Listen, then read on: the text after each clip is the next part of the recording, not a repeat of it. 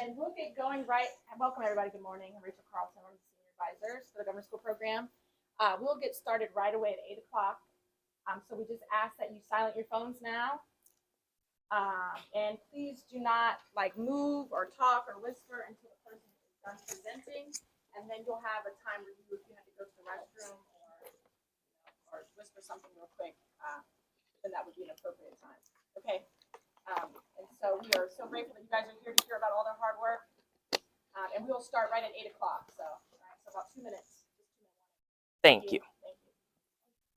Thank you too. I'm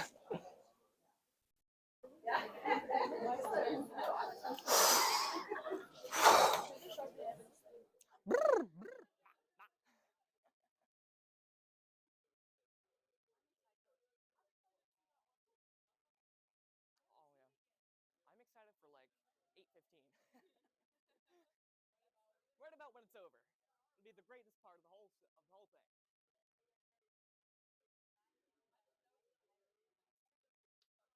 Oh well, either it'll be great or everybody will have something to be better than. Look, I'm one or the other. No.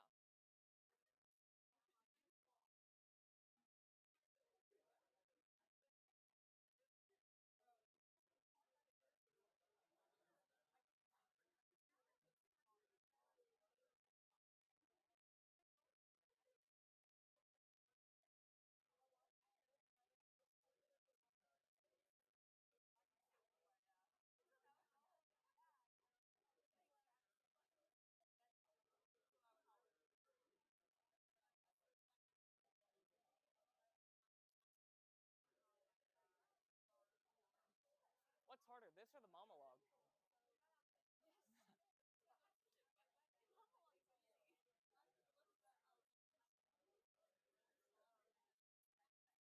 Yep. Y'all ready? All right. Here we go, guys.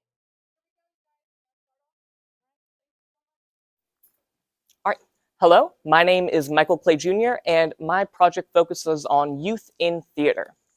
So, if you did not know, I am a drama kid through and through. I have been part of the drama club at the high school for the last 4 years. I'm one of the presidents. I'm very, very passionate about it. I've been in 14 shows.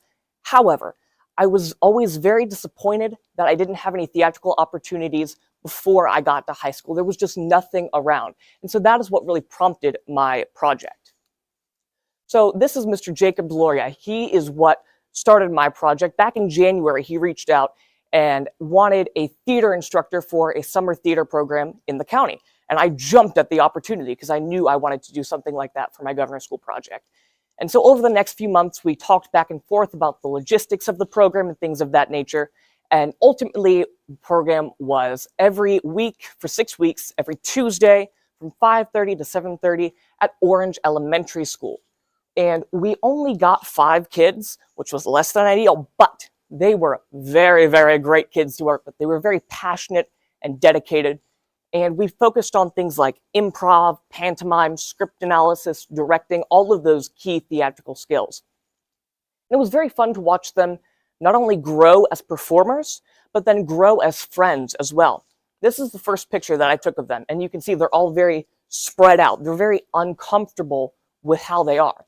But then this picture I took at the very end of that first class, they are right up next to each other, collaborating creatively. And that's what it's all about. They were having fun. And they're not the only ones who slowly eased into it. I was very, very nervous to work with children. It is something I've never done before. That's where my learning stretch comes in. But I also was easing into it, and I had a blast working with them. And I do want to shout out Faith Webb, who was one of the co-leaders for this class. She did a phenomenal job. And actually, the kids loved the class so much, they asked if it could happen again next year, or this year, because it was last summer. And so I'm talking with Jacob Deloria to get that up again this summer. So, whoa. So that brings us from the beginning of the year to the summer, and then the school year started.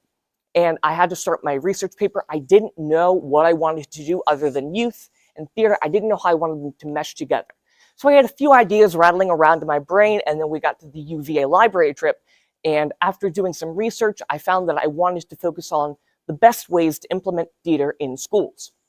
And I found the best ways are through drama-based pedagogy, integrated theater experiences, and after-school programs. So drama-based pedagogy is a field that has been extensively researched by the University of Texas at Austin. It's basically this idea of experiential learning. So instead of a teacher just spitting facts at you and you learning about them, it's more of a hands-on collaborative environment. And so, for instance, if you're learning about the colonial period in America, you might be the king, you might be the governor, you might be a farmer, and you act through and talk through your role in society at the time. And it implements those key theatrical skills. And this is best to implement at the elementary school level when they have that opportunity to get this new way of thinking. So we have integrated theater experiences. There's your son. We have integrated theater experiences, which is when you weave academic and creative spheres of the curriculum together for one big performance. So they put on a show as part of a school project for their class, and they do their characterization in language arts, they do props in art class, music in music class, they learn their lines at home, hopefully. They try their best. And they do scene work during lunch, and ultimately they come together and they perform it. And it gives them those key public speaking and confidence skills that are very necessary at that young age. So that's why it's best to implement it at the elementary level. So we have drama programs. This is our drama program. And it's just your basic run-of-the-mill theater program. You come together after school and you put on shows for the public. And it gives people a like-minded group of people to work together creatively and collaboratively and have a lot of fun with. And that's best to implement at the middle school and the high school level when they have more time on their hands and can take on that bigger responsibility. So that brings me to my community service project. And it's divided into two parts. The first part I did with Miss Mormon, who is the Orange Elementary School gifted and talented coordinator. And she wanted me to work with her gifted fifth graders in preparation for their spring musical. And so from September to November, every Monday, I came in for half an hour and worked with her kids on the same sorts of concepts that I did with my summer kids. And it was really fun because I used the same concepts both times, and yet it was completely different from experience to experience because it was a whole new group of kids. So it was its own challenges, it was its own triumphs. It was really, really fun. And they didn't know how much I would be involved with it this semester. However, I ended up being way more involved this semester than I thought I would be. I was there 2 times a week. I was working with them on their acting because they were doing The Wizard of Oz. I was working with them on their acting through song and I helped choreograph some dances. I did some logistic things with Miss Mormon. And ultimately, they actually performed it last night for the public. It was a very packed house. There were lots of people there. And they did such a phenomenal job, and the audience loved it. I think at this point, there was a lion singing, and they were just enraptured by it. And it was just so wonderful to see how well they did. I cried. I saw my kids doing their big dance number, and after they finished, I just sat there and cried to myself. But it was very, very wonderful to see. And so the next part of my community service project was geared more towards the middle school age students. I worked with Mr. Crystal. You see the high school presents their competition shows to the 8th graders every year, and this year we did Much Ado About Nothing, which is a very heightened language Shakespeare show. And so in order to make sure that they understood exactly what was happening through the show and actually enjoyed it, I asked him if I could go and do presentations to the 8th graders so that they understood what was happening. And he was all on board with that. And Miss Hamilton and Miss Wright, who are the gifted and talented coordinators at the middle school, helped to facilitate that. And ultimately, Faith and I, who I worked with on this part of the presentation of the project as well, we went to all of the language arts classes in the middle schools of the 8th graders, and we gave them presentations on the importance of Shakespeare, on audience etiquette, the plot, characters and themes of the show, and we both performed monologues for them. And I felt like it really, really paid off because they came into the show and they were right along with us. They were laughing and clapping the whole time, and it was just such a great experience for them and for us as well as actors. So I feel like what is very significant about my project is that it gave students the opportunity to experience theater in ways that they had never done it before, right? So they had the opportunity to see and understand a show unlike before. They could work deeper on acting unlike before. Some of them just had an acting experience that they'd never had before. And it was really, really fun. And I feel like I grew myself. I've always been very much a performer, but I've never worked with kids. And it was so much fun. I loved them. They were just like, every day I went and worked with them, it just made my heart skip a beat. I loved working with them. So next semester, I'm planning on going to Shenandoah University, where I will be getting my BFA in acting and hopefully getting my master's in performing arts, leadership, and management. And so to wrap up, I want to give some words of wisdom to the younger class. Make sure you pick something that you're passionate about. If you pick something you hate, you will hate the project. I picked something I loved the project. So pick something you enjoy. And then I want to give a few thank yous. Thank you to Jacob Deloria, Miss Mormon, Mr. Crystal, Miss Wright, and Miss Hamilton. Thank you to Miss Carlton and Miss Herndon. And special thank you to Faith Webb. You are a gem. Thank you all so much. Any questions? Yes, sir. So as you're working with these younger kids, what skills will theater lend itself towards in quote unquote real life? What skills do you want them to take away from this experience? So a lot of it is like confidence and public speaking. And I don't want to answer that question too much because Faith's presentation is all about that. Okay. So you will learn more about it. I don't want to take away from hers, but there's a lot of those soft skills that you really get from theater. Yes. Sorry, I'm losing my voice. Oh, you're good. But I want to say you did a great job. Oh, thank you. What advice would you give yourself? Like if you were to go back and do the whole thing again, what would you tell yourself? Honestly, I loved it. I was fine with how it went. I was very happy. And it was very nice because a lot of the opportunities I didn't have to seek out. They were just like provided to me and I just took advantage of them. So that was really nice. So I would do it the same way again and again and again. Was it a different experience for you directing a show and doing the leadership of the show as opposed to being on stage? And what did you learn from that experience? It was very fun to not be, when I was watching the show, to just be sitting there watching like, okay, I hope they do this right now because they never did it right before.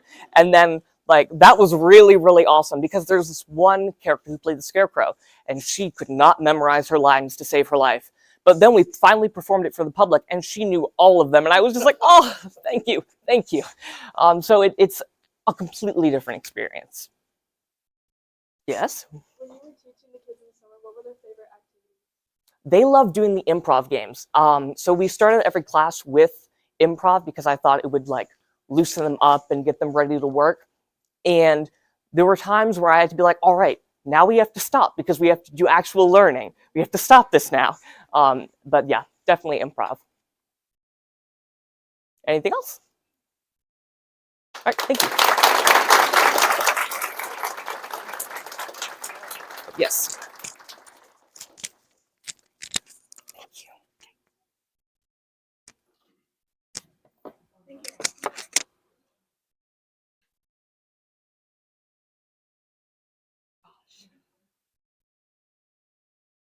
Oh, will you use the microphone? I don't think it was loud as microphone.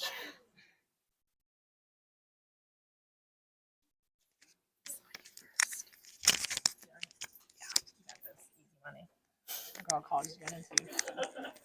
Still don't know which one I'm going to. Yeah. Well, no, you're A lot of choices. Huh? yeah, a lot of them. Yeah. They're all $60,000. Yeah. Show you the money. You'll see. Yeah. Okay. This is forward. Okay. If you go too far forward, you can always go back. Okay. Do you need the laser? No. It's there if you need it. Okay. It's your button. Okay. Oh, there's a lot of people in here. Okay.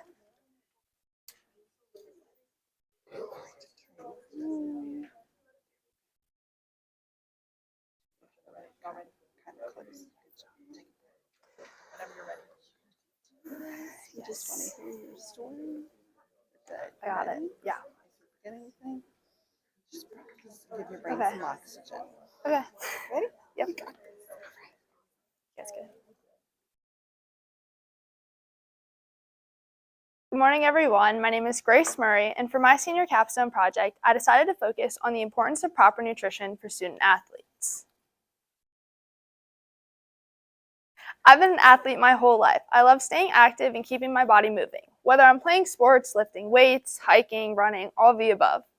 When I got to high school, I decided to stick with soccer and field hockey as my main two sports. Unfortunately, during my sophomore year varsity soccer season, I endured a season-ending injury that disabled me from being able to complete the rest of my soccer season along with my junior year varsity field hockey season. It was during my time in recovery that I realized I wasn't happy with the way my body was recovering and it felt very slow. So I wanted to know the best ways I could feel my body both on and off the field in order to maximize my athletic performance upon my return. This is what led me to gain my passion for nutrition. For my research question, I wanted to know the 3 best ways to prevent and treat malnutrition in student athletes. Contrary to popular belief, malnutrition does not just mean malnourished. Malnutrition is defined by the World Health Organization as deficiencies, excesses, and imbalances in a person's intake of energy and/or nutrients. Student athletes in the world today are left to form many misconceptions about their nutritional needs due to the lack of knowledgeable resources and easy access to false sources of information online like social media. Through my research, I learned that student athletes should practice doing proper intakes of water and ensuring proper fueling prior to and during the recovery stages of their practices. To meet their nutritional goals, student athletes should consume the proper amount of liquids, macro and micronutrients, and meals before, during, and after practices, as well as on days off. To maximize their athletic performance, student athletes should follow a routine plan adjusted to their schedules. Currently, there is still a large amount of research that needs to be done on the effects of sports nutrition on the bodies of young student athletes, though these 3 methods will aid athletes in learning more about their bodies and helping to prevent the possibility of malnutrition or treat their bodies if they are in a circumstance with malnutrition. Over the summer of 2024, I was fortunate enough to be introduced to Ms. Stacy McCrae, who would later become my mentor for my professional learning experience. Ms. McCrae works as the Assistant Dietetic Internship Director at UVA Health, where I spent over 14 hours completing my PLE. During my time at UVA Health, I shadowed various registered dietitians in both the inpatient and outpatient setting. For the first portion of my PLE, I shadowed under Ms. Sydney Avery. Ms. Avery works as a clinical nutritionist at the hospital. With her, I walked around the hospital and visited patients who lived in the inpatient setting. For instance, I met one man who was undergoing chemotherapy for cancer, and he was having a hard time getting his intake because of how weak his body felt. So she wanted to work with him to find a proper meal that he would want to eat so he would get the nutrients that he needed. For the second portion of my PLE, I worked with Ms. Jackie Zema. Ms. Zema works as a registered dietitian in the Pediatric Kidney Clinic at UVA Health. During my time with Ms. Zema, I sat in on various appointments with kids aging in range from 2 to 18. One appointment that still resonates with me to this day was with a 7-year-old girl who was passing kidney stones, and Ms. Zema was working with her to provide a more balanced meal that didn't just consist of Takis and chicken nuggets in order to get her kidneys to heal. Additionally, with Ms. Zema, I accompanied her on hospital rounds, which is where she would meet with other medical professionals in the hospital about her patients who were living in the hospital at that time. This way, she would know if a certain patient had more medicine intake that day, then she would need to decrease certain nutrients that they were getting so they wouldn't get a surplus of one certain nutrient. For the last portion of my PLE, I shadowed under Miss Alexis Wiggins. Miss Wiggins works as a registered dietitian in the Adult Cystic Fibrosis Clinic.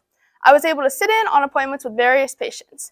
But during my time when we weren't with patients, she talked about the different tests that they ran on the patients, such as salt tests and glucose tests, to either 1, diagnose cystic fibrosis, or 2, check up on how patients were doing. Additionally, she showed me certain factors that they would look at, such as loss of weight or gain of weight, or just they would check up on the nutrition that they were having. So every time a patient would come in, she would ask them how have you been eating, what have you been eating, to see what certain nutrients they had been consuming. For my community service, I worked with Mr. Mike Neely, the OCHS athletic director. I decided that after my time spent at UVA, I wanted to provide the athletes here at OCHS with more knowledge about their nutrition. So I decided to put on a free nutritional meal here at the high school. With Mr. Neely, we sat down and planned the event because we wanted to base it around a time where athletes would be in between seasons just to see how many athletes would be able to come out. For the dinner, we planned it in accordance with the NCAA night, which is when athletes would come out to learn more about their futures and what they wanted to do in college. And I thought this would be great because those certain athletes that wanted to further their athletic careers would also learn how to fuel their bodies when they got to college. For the dinner itself, I conducted a professional interview with Dr. Kristen Hamilton of CISO Systems in Charlottesville, Virginia. Ms. Hamilton works specifically with student athletes in Charlottesville, and she instructed me to do a Chipotle-style dinner. Now, this dinner consisted of different meats, people could do bowls with rice and chicken and beef and pick all of their toppings. She thought this would be great for me because this way the student athletes could pick whether they wanted to do a bowl or if they wanted to do just a plate with the meat. And they just had a bunch of different options.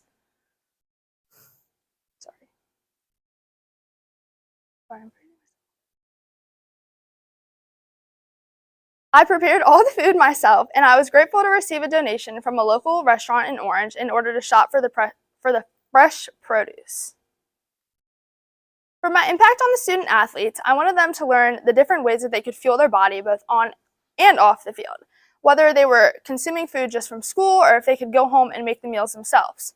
At the dinner, I provided different options such as sour cream and Greek yogurt because Greek yogurt would technically be the healthier option, and I wanted them to see that so they would know when they went to the store and went home and they were able to get the food for themselves. Additionally, the packet you see in front of you and that they're holding in their hands was given to me from Dr. Hamilton, and it's a presentation that she would be giving at her different seminars for the student athletes in Charlottesville that just gives them different kinds of information about what they can do with their bodies in the stages of recovery, what they can do to fuel their bodies, and how to hydrate their bodies. For my advice to future BRVGS students, I would say that you need to talk to the adults in your community. Tell them what you want to do and why you're passionate about it because you never know who has the connections that you need. For in my instance, I was able to talk to Miss Bonovich last summer, and she connected me with Miss McRae, who happens to be one of her close friends that I never would have known about. I reached out to several different people over the summer, didn't get a response, and that'll happen. It's going to be okay. You just never know who has the connections in your community. For my future, I would like to be a registered dietitian. I still have no clue where I would like to go to school, but I have a lot of options, so I know I'll be fine wherever I am at. I would just like to thank the BRVGS admin, my senior advisors, my classmates for making this class enjoyable, the judges for being here today, and both of my mentors for this project. I am now open to questions.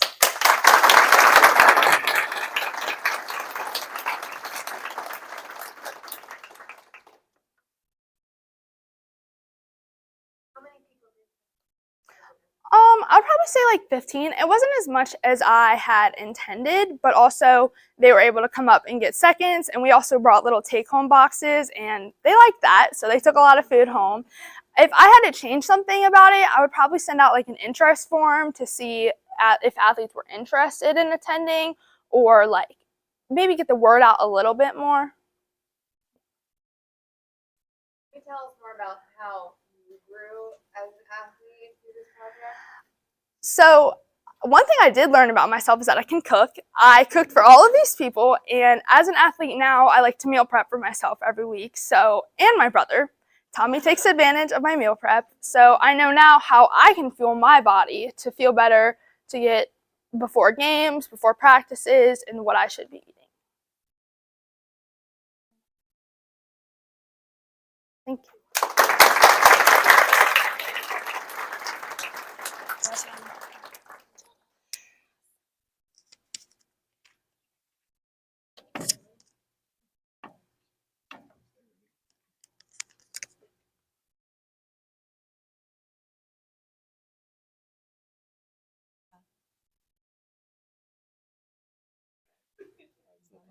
Yeah, that's no big deal. Yeah. You? That's Carry- weight there. carry Is Seamus. that what that's on your Carry, shoulders right carry now? Seamus out of the house. Yeah, just take your time. You have plenty of time. Just, enjoy it. Don't be nervous. Do I need the actual microphone? Yeah. You're not gonna be loud. Are you gonna be loud? Because you're not very loud. Okay. Okay, use your clicker. This is forward. All right. If you mess up, you can go back. Do you need the laser pointer No. off? Okay. Make sure you hold it close. You Okay. should hear yourself through the speakers. Okay. Make sure the judges are ready. All right. Still got somebody writing, so we got a minute. And I'm gonna ask you when I step away, step forward Okay. a little bit closer. You know, don't be hiding in the Yeah, I'm corner. all We right. want to see you. Yeah. We want to hear what you got to say. All right. You got this. Yeah, I'm good. This is I'm gonna be good. great. Good.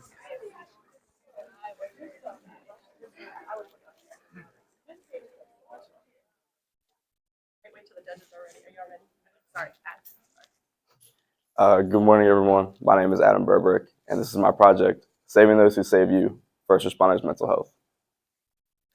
So a little bit about why I chose this topic. My dad was a police officer in Washington, D.C. for 25 years, and my grandfather was a police officer as well for 30 years in D.C., the same department, actually. So I come from a family of first responders, and I've always wanted to be like them. Like, they're my heroes. Always looked up to them. So firefighting to me is my police officer. I'm very passionate about it. I've been volunteering, and I hope to do it as a career someday. So being able to understand the mental aspect of it was very important to me, because I know my dad struggled with his mental health as a police officer, dealing with a lot of very difficult things, obviously. So being able to understand that to me was very important. So a little bit about the problem. Mental health has become a bigger issue nowadays, but I feel that first responders are an underappreciated community in that issue. Not a lot of people talk about the trauma that they deal with. A lot of times, first responders are dealing with people on their worst day ever, worst day of their life, a lot of death. And I feel that people don't talk about that. People just think that it's normal for them because that's their job. But it really does affect their mental health. And they need help. They need the resources. And there's not a lot of resources out there, but there are some. So a little bit about my research. I decided to research the 3 best methods to help first responders with their mental health. The 3 methods I found were support programs, state and local policies, and peer support programs. So support programs are anything like counseling, groups that meet up, online classes that people can take to learn methods and ways to help themselves with mental health. State and local policies, a little bit about that. States and local counties can mandate different things, mandate different resources for first responders, and increase awareness that mental health is an issue, and increase awareness for the resources that are out there. And peer support is any time when 2 first responders share their experiences and talk about their trauma. And I believe that it breaks the stigma around mental health, that people don't want to, like first responders specifically, don't want to share their mental health problems because they think it's just part of the job and they don't want to talk about it.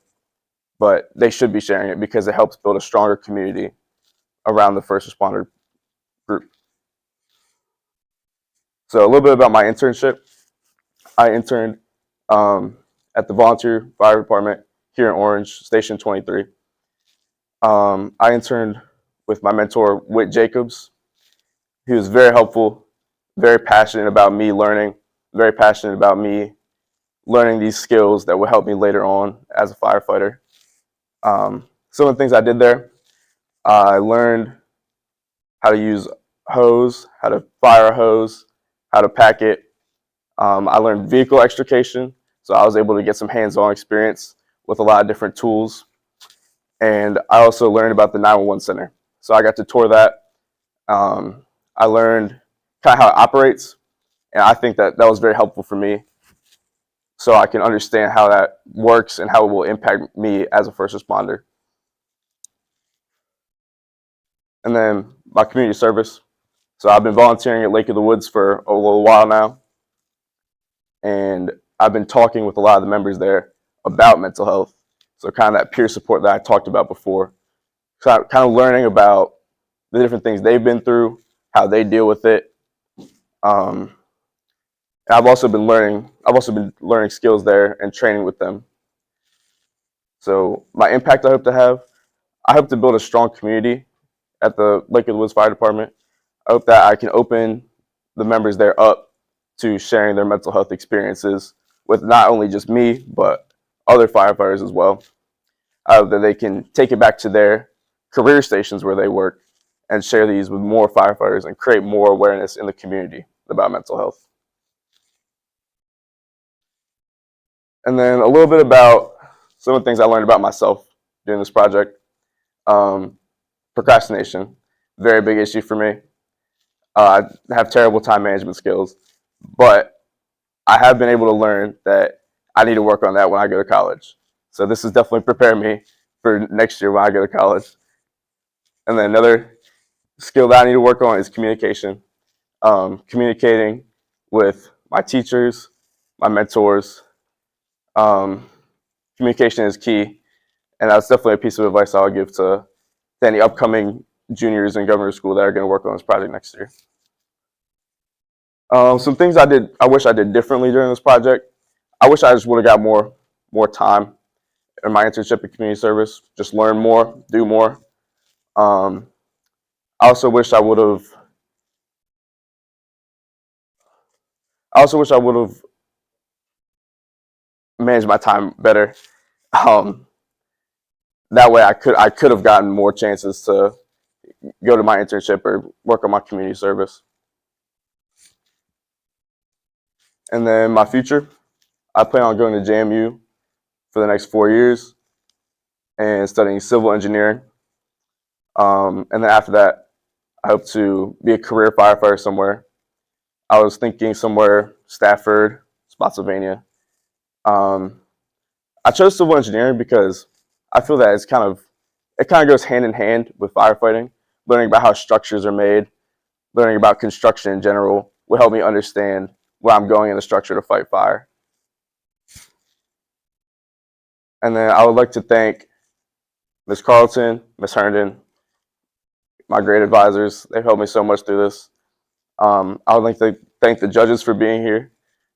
I would like to thank my mentors, Whit Jacobs, and my two mentors at Lake of the Woods, Barry McDonald and Stephen Beasley.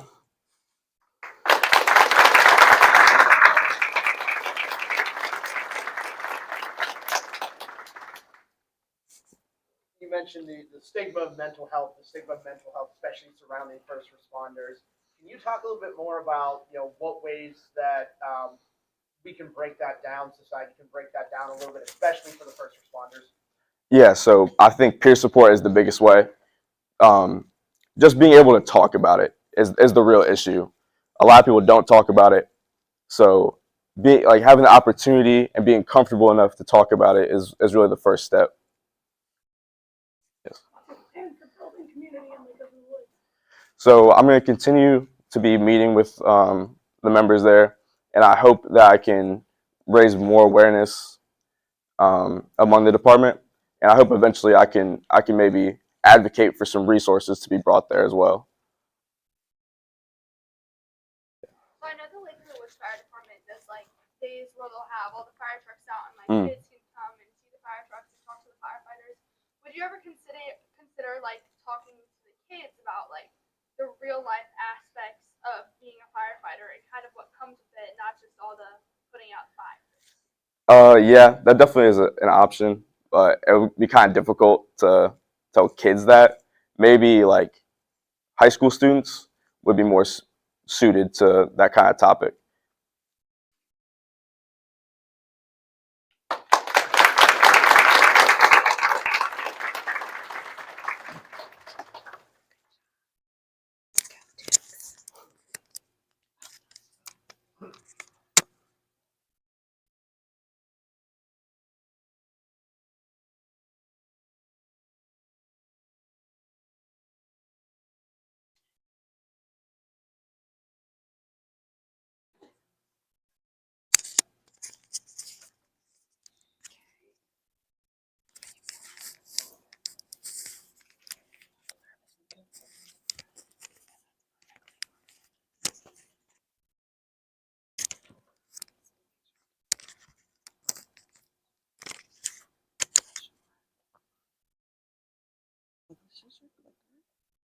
Move your side. Go forward. That's all I can use, but if you jump too far ahead, laser at all. Yeah.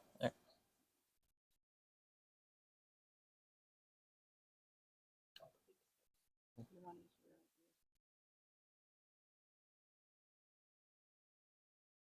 Talk outright as well. Is that an option?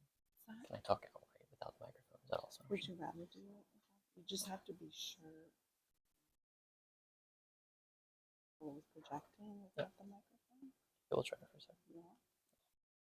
That's fine. If you can't hear me, just let me know. And I'll... Okay. Say something she can't hear you in the back.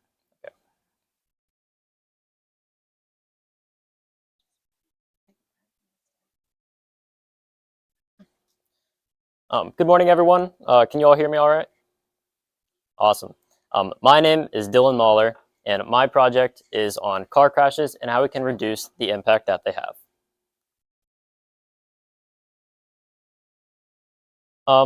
So part of the reason I chose this topic is because 5 years ago, my dad was in one of these incidents.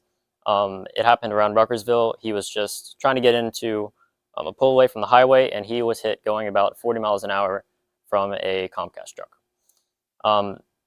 The payout is not worth the risk of your family member's life, so don't try and scam anyone, please. But through that experience, I realized both how much I care about my family members and also how important car safety is. Part of the reason he is still around today is because he chose a car with the right safety precautions inside of it already, and he was aware that if he had gotten into that situation, he would be all right. In the picture here, that is part of the IIHS safety testing, which we'll go over in a second. And this is also another mode of safety and testing, and that's me in the photo. Now, a lot of you probably know where this is in orange. This is right outside the high school. And through my learning, the reason I have this photo here is because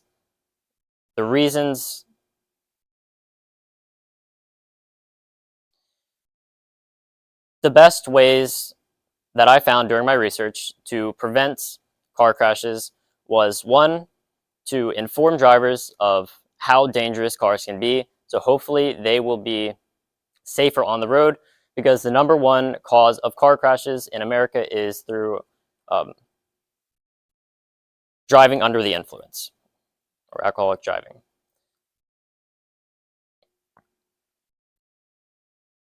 And the second way that I found through my research to help people be safer on the roads, again, was through the accumulation of knowledge that everyone on the road needs to be safe at the same time. If one person is safe and one other isn't, the driver that isn't safe causes a crash for two people. It is not just your life you're risking, it is others. Just be mindful of that when you're on the road. And that's so crucial in today, because cars are a daily utility that people use every day. It's the main way that people travel around America, and if we don't use that carefully, the death rate of cars, or deaths through car crashes, will increase. Right now, we are averaging in America about 40,000 deaths through car crashes a year. That is not just 40,000 car crashes, that is 40,000 people who have been killed in automobile incidents. And the goal of this research is to try and reduce that number.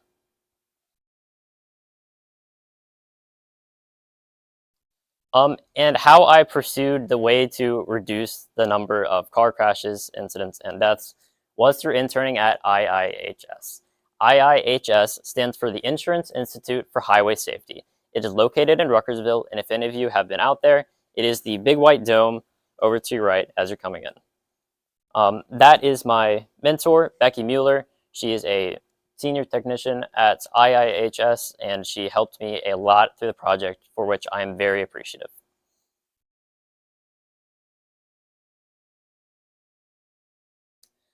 On the left here, this is kind of behind the scenes. this is the setup for the car testing that they do. And the reason for the testing is obviously to test the safety measures and precautions of cars.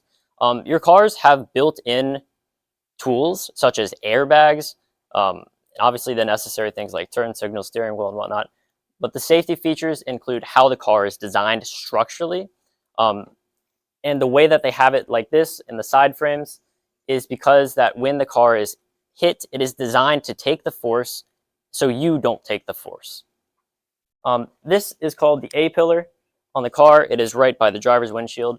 Other side is called the B pillar. And there are some crashes that those completely collapse, and that is some of the main source of driver injury. So trying to stop that impact is very important in the research. The test that is being shown here is a front impact. This is where they take a cinder block and run the car about 40 miles an hour, about the same speed. That impacted my dad, and he is, all right now, but when that impact happens, they test the front wall and the A pillar and make sure it's secured so that you as the driver is safe. Another reason they do this is so that all passengers can be secured. They used to do other tests, such as the side impact, but those are, or car-to-car impact, those are less frequently used because the most common type of car crash is the front-to-front. So if one person slides over their lane, if they're not driving correctly, then this would happen, and that's why cars are on the left side, or an impact like that would happen. On the right here, you see me in the dummy lab. That is a crash dummy. That is what is representing you in the car crash, and that is what measures how safe the car is. There are 3 measures of safety. First is the poor, that is the least, and the best being good. The medium is just the average, obviously.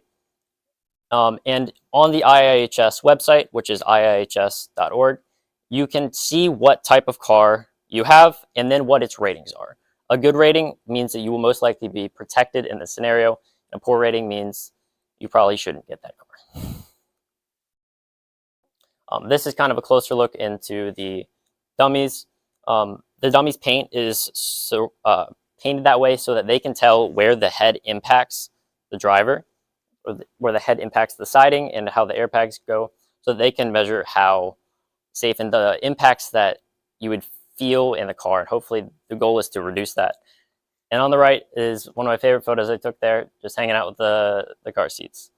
And those car seats actually are used from one of the original photos when they do the seat crash. And a seat crash is basically where they just test the seat and they have more specific dummies so that they can get more accurate data. Because these dummies can cost up to $500,000, and they obviously don't have the funds to be doing that. They are a nonprofit organization funded by insurance companies.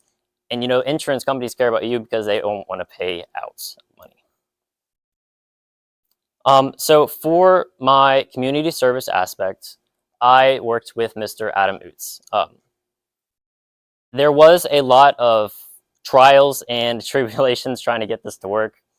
But basically, the plan was to get a field trip for students in school to see a car crash in person, just like we were showing a second ago, so that they would get a in-person understanding, because that's the best way people remember things. If you all saw a car crash on the road, it's safe to say you would probably remember that for the rest of your lives. The goal of this was to bring driver's ed students into that scenario, into that field, so that they would understand the consequences that would happen or could happen had they not been driving safely. And hopefully they will also spread that information to their peers, because like I said earlier, you need 2 drivers to not cause crashes, not just 1.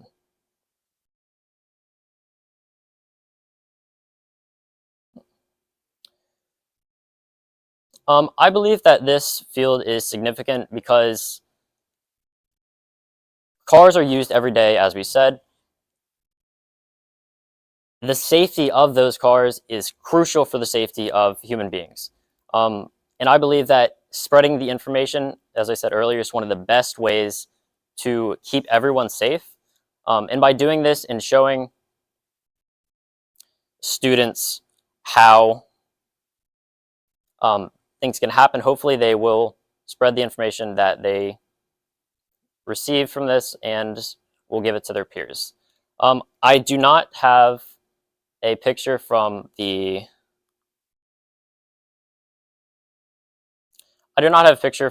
actual community service because it was during a virtual meet of which I was also presenting towards. But what I did for the community service was I took the students from Mr. U's class, and because we couldn't bring them in an in-person field trip, we brought them to a virtual tour of IIHS. And now that virtual tour, Becky Mueller, my mentor, led, and I assisted in it with any questions that the students had. And the students loved it, and they wish they had gone in person, but thankfully that connection is set up between IIHS and the school. So hopefully in coming years, they will be able to go in person. And Mr. Utz and I have talked about that extensively, but due to time issues, we weren't able to this year. I learned a lot about myself through this. The first being my time management is not great. Well, it used to not be. Some ways I changed that was making agendas, making planners, just timing my day out, which I recommend to anyone who doesn't have a planner. I think I read an article that each 10 minutes that you plan is an hour saved in time. And that is very helpful when doing a project that requires an extensive amount of time. I also learned that this field is super duper interesting, but it's very niche. So any work that I do here is kind of in the bubble of car safety. I can't exactly bring this to regular engineering jobs, and regular engineering people can't exactly understand this stuff immediately. In the dummy lab, that was featured here, I learned all about the axis of which the dummies receive the impact, and that's how they measure it and measure your safety.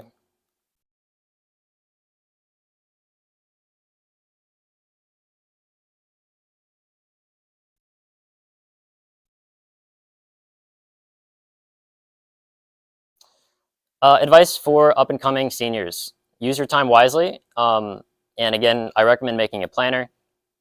Wonderful tool. And then do something you're passionate about, because it won't feel like work. It's been covered a great lot, but there's no better advice. And just remember that reaching out to people might be awkward, but the learning happens in those awkward moments. So the more you have those, the more you learn. And that's crucial for something like this, and the more comfortable you'll get going forward. And in my future, I plan to either attend George Mason University up near DC or JMU to pursue a business degree. I also like to study abroad in either Europe or Eastern Asia, and I've been learning Japanese recently to do that. Very difficult language to try. I would like to thank the BRVGS team, both Ms. Carlton and Ms. Herndon. They were wonderful support, and they helped me a lot with both managing my time and the field trip misinterpretation that happened earlier. I also like to give a big thanks to Ms. Becky Mueller and the IIHS team for letting me shadow under them. They were great, had a wonderful experience. And to my dad, who helped me get into this field and who works at IIHS right now. And he is trying to make sure that you all have safer cars for the future. Thanks.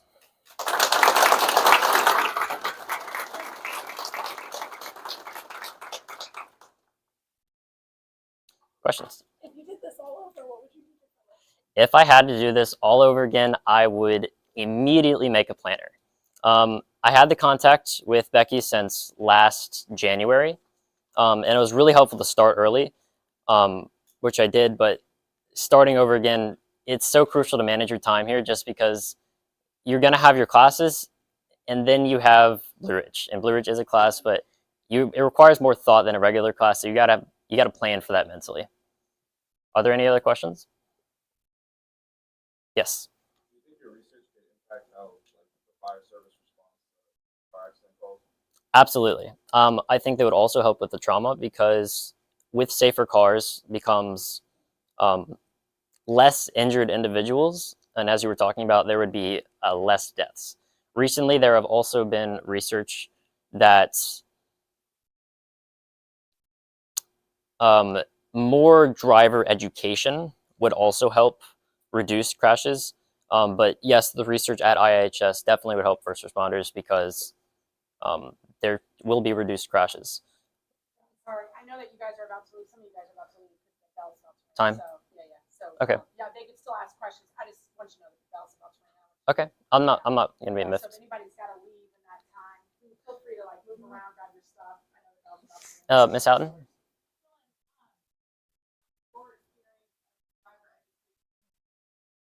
Yes, yes.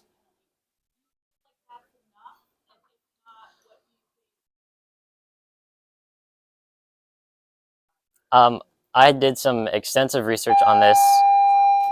Sorry, just hold on. No, that's okay. Yeah. Yeah, it's okay. That's all right. Thank y'all for coming. Have a good spring break.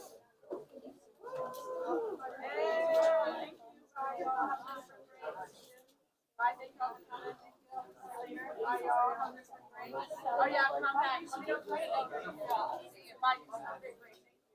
Bye, Alex. Bye, y'all. Bye, Haley. Bye, y'all. You all right? Tired? Bye, Colton. Bye, y'all.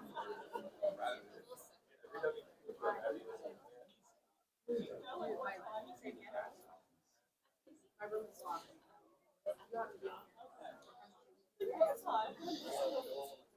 Miss Houghton, can you please repeat your question? Yeah.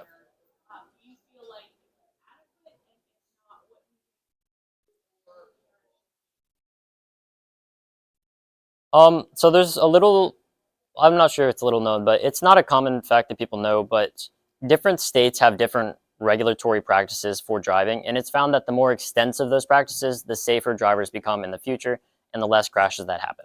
I think Massachusetts is currently the safest state, and I'm pretty sure they also have the most stringent driving education courses. So this works for this in this class for in OCHS works for teaching someone how to drive. But as always, you drive and learn through experience, and the more experience you have before being able to drive on your own, the less likely you are to have crashes. And that's just the fact. You just learn with experience. So yes, we could do more. It's also adequate. It depends on who you ask. I got a question. Okay. How about self-driving cars? What do you guys Self-driving think about cars. those? And safety on the roads, huh? Funny enough, I actually did a lot of research into automated driving, and it is not common nowadays, both because the tools necessary to make it work better than driving would mean you'd have to have a major increase of self-driving cars over like the, I guess, human limit. Some issues nowadays with self-driving cars, they don't know speed limits.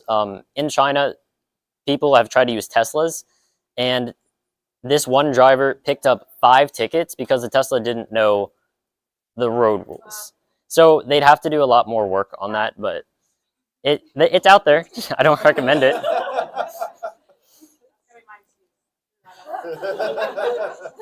Thank you so much, Dylan. Sorry for Of course. the interruption. Sorry about the bell. No, that's I didn't want to be like, No, you're I fine. want to be like, Of course.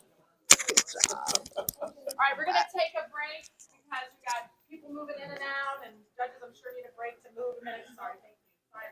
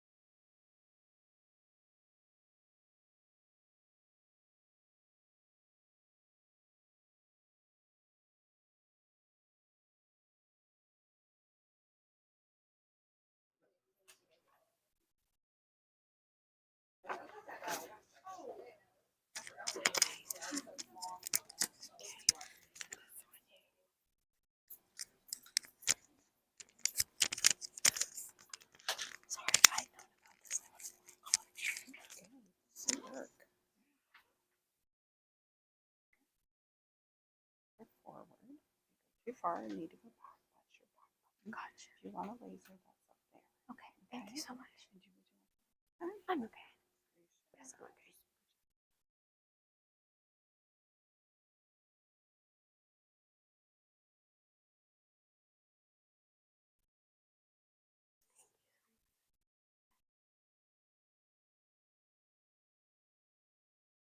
Hi everyone, good morning. My name is Faith Webb and I am so excited to talk to you about this passion project that I've been working on over the past year.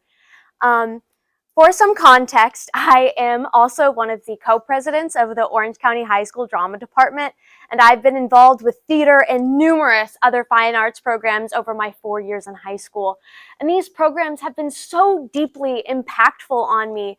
And not only did they provide me a creative outlet, but I found myself building these skills that I didn't think that I could learn. I found myself communicating effectively with others and understanding diverse perspectives. I started acing these school presentations since I had this newfound confidence that I didn't have before. And I was a very, very shy kid. Not to mention my work ethic was significantly better as the time demands required me to build these time management skills that I also did not have before. I was a major procrastinator. And I know that this experience in these fine arts programs is not solely limited to me. So many of my peers have also had this experience and built these skills. However, despite the fact that these programs can do so much for young students, they're often serially underfunded and overlooked in favor of more traditional leadership development programs such as athletics or student government. And while those programs are great, I really wanted to delve deep and explore the connection between leadership and fine arts in youth. Which leads me into my internship where I had the opportunity to work with Robert Crystal, who is the director of the Orange County High School Drama Department. About 4 days a week, I stayed after in the Orange County High School auditorium, spanning from about 2:45 to 5:15, and on those rare occasions, 2:45 to 8 p.m. And during this time, I got the opportunity to focus on the more leadership-based aspects of a production, as we had been working on our VHSL one-act competition, which was Shakespeare's Much Ado About Nothing. I got to lead and run acting workshops, lead rehearsals with warm-ups, as well as implement little leadership-based group exercises to sort of help the students connect with each other and build on that character. In addition to that, I know Michael talked about this already, but I was also designated the very special task of traveling to Prospect Heights Middle School as well as Locust Grove Middle School to present to the 8th grade English students about the production that they were going on a field trip later that day to see. We presented about the plot of the show, the relevance of Shakespeare in modern times, and I made sure to also mention a lot about how the theater program in particular here helps to build leadership skills like public speaking and empathy that will help them, especially as they make the transition into high school or they participate in DE and AP classes where they need important skills like public speaking to put on presentations like we're all doing right now. I found the students were very deeply engaged. They came up to me asking questions about how they could help out, if they could help out now, if they could somehow join now, and how they could join once they got to high school. And I was so overjoyed to see that my passion could spark inspiration in young minds as well. And this brings me to my community service. In addition to Michael's summer classes, I was able to help teach drama classes to those young students between the ages of about 8 to 14.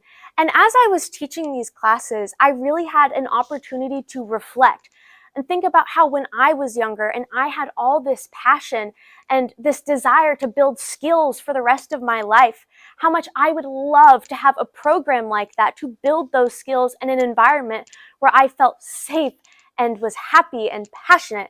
And so I had the idea of contacting the gifted specialists of both Prospect Heights and Locust Grove Middle School, Betsy Hamilton and Laura Wright. And I told them about my mission and my plan for these students. And so we worked together to create a rehearsal shadow program where interested students could sign up to take an activity bus over to the high school about every other Tuesday, spanning from September to November. between the times of 2:45 to 5:15. And while they were here, they were able to get a very close inside look on the rehearsal process, both on stage and off stage. This included things like character work, blocking, building sets, painting sets, as well as working together on character work and really learning about the parts of a rehearsal process that maybe you don't really think about too much. And now one of the things that I loved most about this community service was seeing how excited and passionate these students were and just how much they reminded me of myself at a younger age. And one of the best activities that we were able to do was the personalized group activities that I ran. I had a bunch of these students break into groups, and I designated a group leader to lead improv and different scene work. And a lot of these students were shy. They had never expressed their opinions to a group of people or tried to take ownership of something like that. And I watched students come in being shy and afraid to talk, but brimming with excitement, rise up and start to express their thoughts and their feelings and their ideas and have those ideas be welcomed with open arms. And I really got to see the young leaders that will be coming in here. And I am so filled with hope for the future because of that. And so that brings me into my research. I knew that I was passionate about this topic and how my experiences had helped me and how hopefully my experiences with those students had helped them. And so in traveling to the University of Virginia and looking through the databases of Orange County High School, I really wanted to focus on the specific question of what are the best leadership skills that fine arts can build in youth. And through my research and expert interviews, I found out that the 3 best skills that can be built are public speaking, which will help them in activities like presentations or job interviews or securing an internship later on in their life, as well as empathy, which helps them communicate with others and understand perspectives that maybe they don't agree with. It can help them in things like debates or going to college and being surrounded by people they didn't know. And finally, which I believe is one of the most important things that they are able to learn, is developing a strong work ethic. As a leader, many times you'll be in charge of managing different tasks and delegating these tasks to different people. And having a strong work ethic with very hardened time management skills is imperative to that. And so that leads me into my legacy and the things that I learned through this process. In this photo here, you can see me and some of the Locust Grove 8th grade students that I worked with during my rehearsal shadow program. And they had told me and given me such positive feedback on how much they loved the program and how excited they were.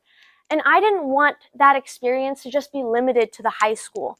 And so I spoke with both of the gifted specialists, Betsy Hamilton and Laura Wright, and we came up with the idea to sort of start the process of establishing a drama program at both of these middle schools so that hopefully these students and the students that come after them can experience the wonders of theater and build these leadership skills that will help them not only in middle school or in high school, but in college and in the workforce and just in a wide variety of career fields. And so I am so excited that I could bring the program that I wanted so badly as a young student to these young leaders. And so that brings me into my future plans. Now, this project has been so utterly transformational for me. My future plans were entirely different when I started, and this sort of brings me into my learning stretch and what I really got to discover about myself during this project. Before this, I had obtained a 4-year National Naval ROTC scholarship, which I was very proud of, and I was planning to use this to attend Virginia Tech. I was going to work hard, get a stable job, but I realized I wasn't passionate about that. I wasn't interested in that. Helping these students and performing and being a part of theater and being a leader was what was truly my calling. And I sort of made this big leap, and with all these discoveries about myself, I changed my plans, and currently I am planning on attending James Madison University, pursuing a double major in business administration and theater. And so as my senior year comes to an end, especially in BRBGS and theater and all the activities that I took such pride in participating in, I can't help but think about what I could have done differently. I know I learned so much about myself, about how important passion and dreams and being a leader are, and how integral they are to my being. But if I were to do anything differently about this project, I would say to start earlier, perhaps, get a more finalized plan to make sure that everything was checked off, make a plan B. Sometimes things didn't go the way that I wanted to, and sometimes that resulted in having to scramble for a plan B. I still think it worked out wonderfully in the end, though. And sort of as we're nearing the end, I would like to thank so many people.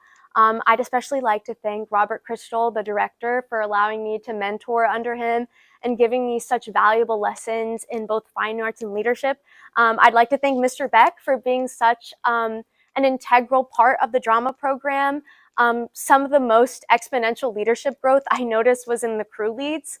And while I am more of an actor first, I could not help but talk about how important that was, and that couldn't have happened without him. I would also like to thank Ms. Somar and Ms. Satterwhite for being such inspirations in fine arts as our choir and band directors. I'd especially like to thank Laura Wright and Betsy Hamilton for working so closely with me and helping me give these students the opportunities that I wish I had. I'd also like to thank my BRBGS senior advisors for being such a great help during this process. And lastly, I'd like to thank Michael Clay for also helping me out in these presentations and wrangling all those kids, and as my fellow co-president. Thank you so much. I'm now open to questions.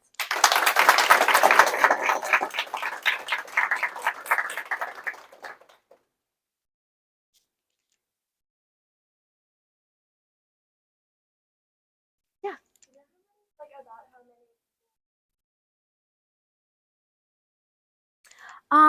Yes, I'd say approximately from both schools, it was about 20 to 25, about an average like classes worth. There were a lot more students from Locust Grove. In fact, so many students were interested, we had to limit it to 8th grade students only, while Prospect was open to all grades that were interested. I think we had about 5 kids there and 20 from Locust Grove, which makes sense. I'm from there, and it's a lot bigger, but yeah, and I think it worked out really well. Yeah. If the middle school theater program continues to grow, what changes would you like to see, next year and in the future? What changes would you, like to go back and make? In my project or in the middle school? In the middle school. Right. So I'd really like to focus on not just the creative and theatrical elements that the drama program would bring, but especially helping them in sort of coming out of their shell. I know that middle school is a time where students are very reserved and kind of stuck in their own little bubble as they're growing up. I know I was. And so by focusing on helping them build those soft skills like public speaking and communication, I think that it would be such a great help and preparing them for high school and beyond, while also giving them that creative outlet and that stress reliever. Yes? What's your goal for after college? It'd be like working with students.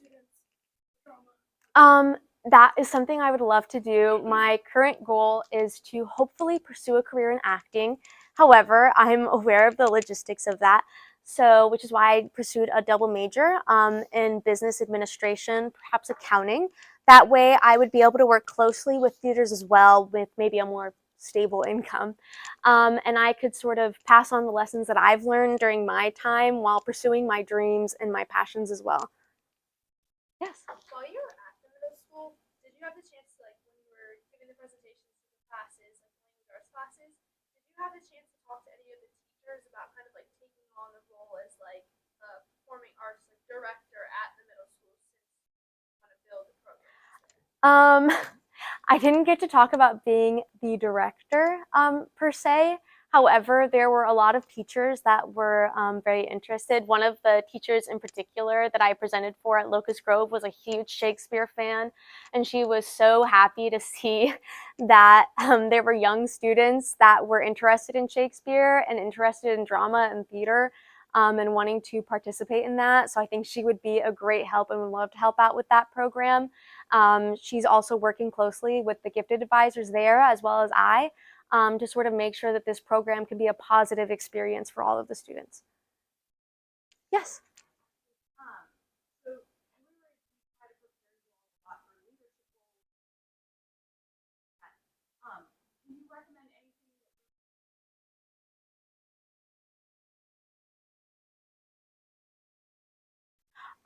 Yes, actually. Something that I have noticed throughout my experience in the more traditional leadership development things is there seems to be a lot of focus on doing things in a very rehearsed script like manner, sort of a hit this, hit that, hit that.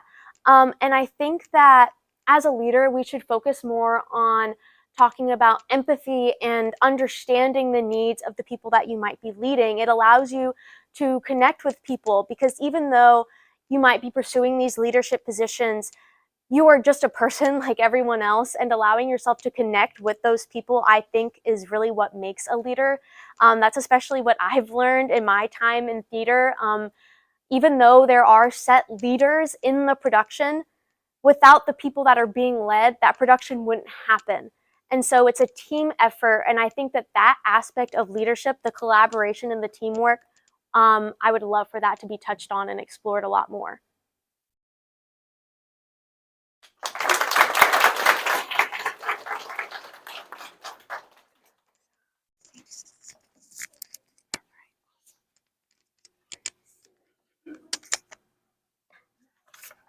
I think we're gonna take another break before we get going. The bell's about to ring. Bells are gonna ring in about 7 minutes, yeah.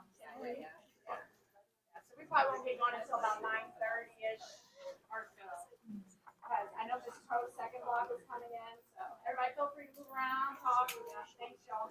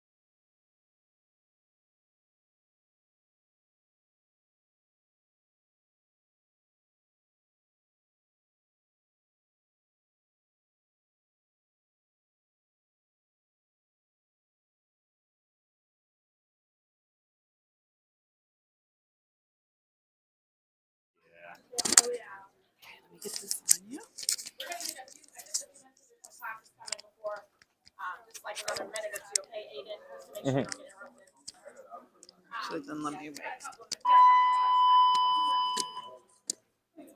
Just to make sure that. But we appreciate everybody coming. Thanks for supporting the Governor School.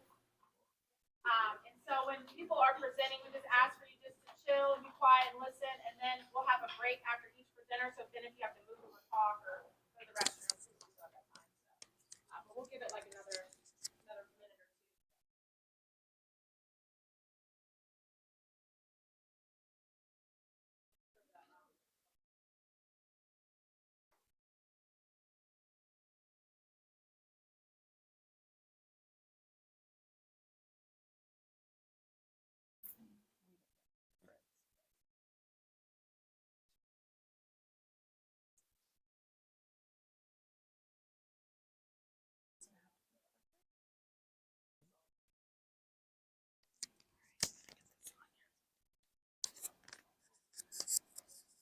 And do you want a mic? Yes, please, just in case. Yeah. Slideshow clicker. So this will move you forward. Mhm. Okay. And if you need to go back, it's that one. Okay. Do you need a laser to point anything out? Okay. Wait for it to go green. Okay. Mhm. So you shouldn't want to be through the speaker. Okay. Your judges are ready? Okay. We're ready.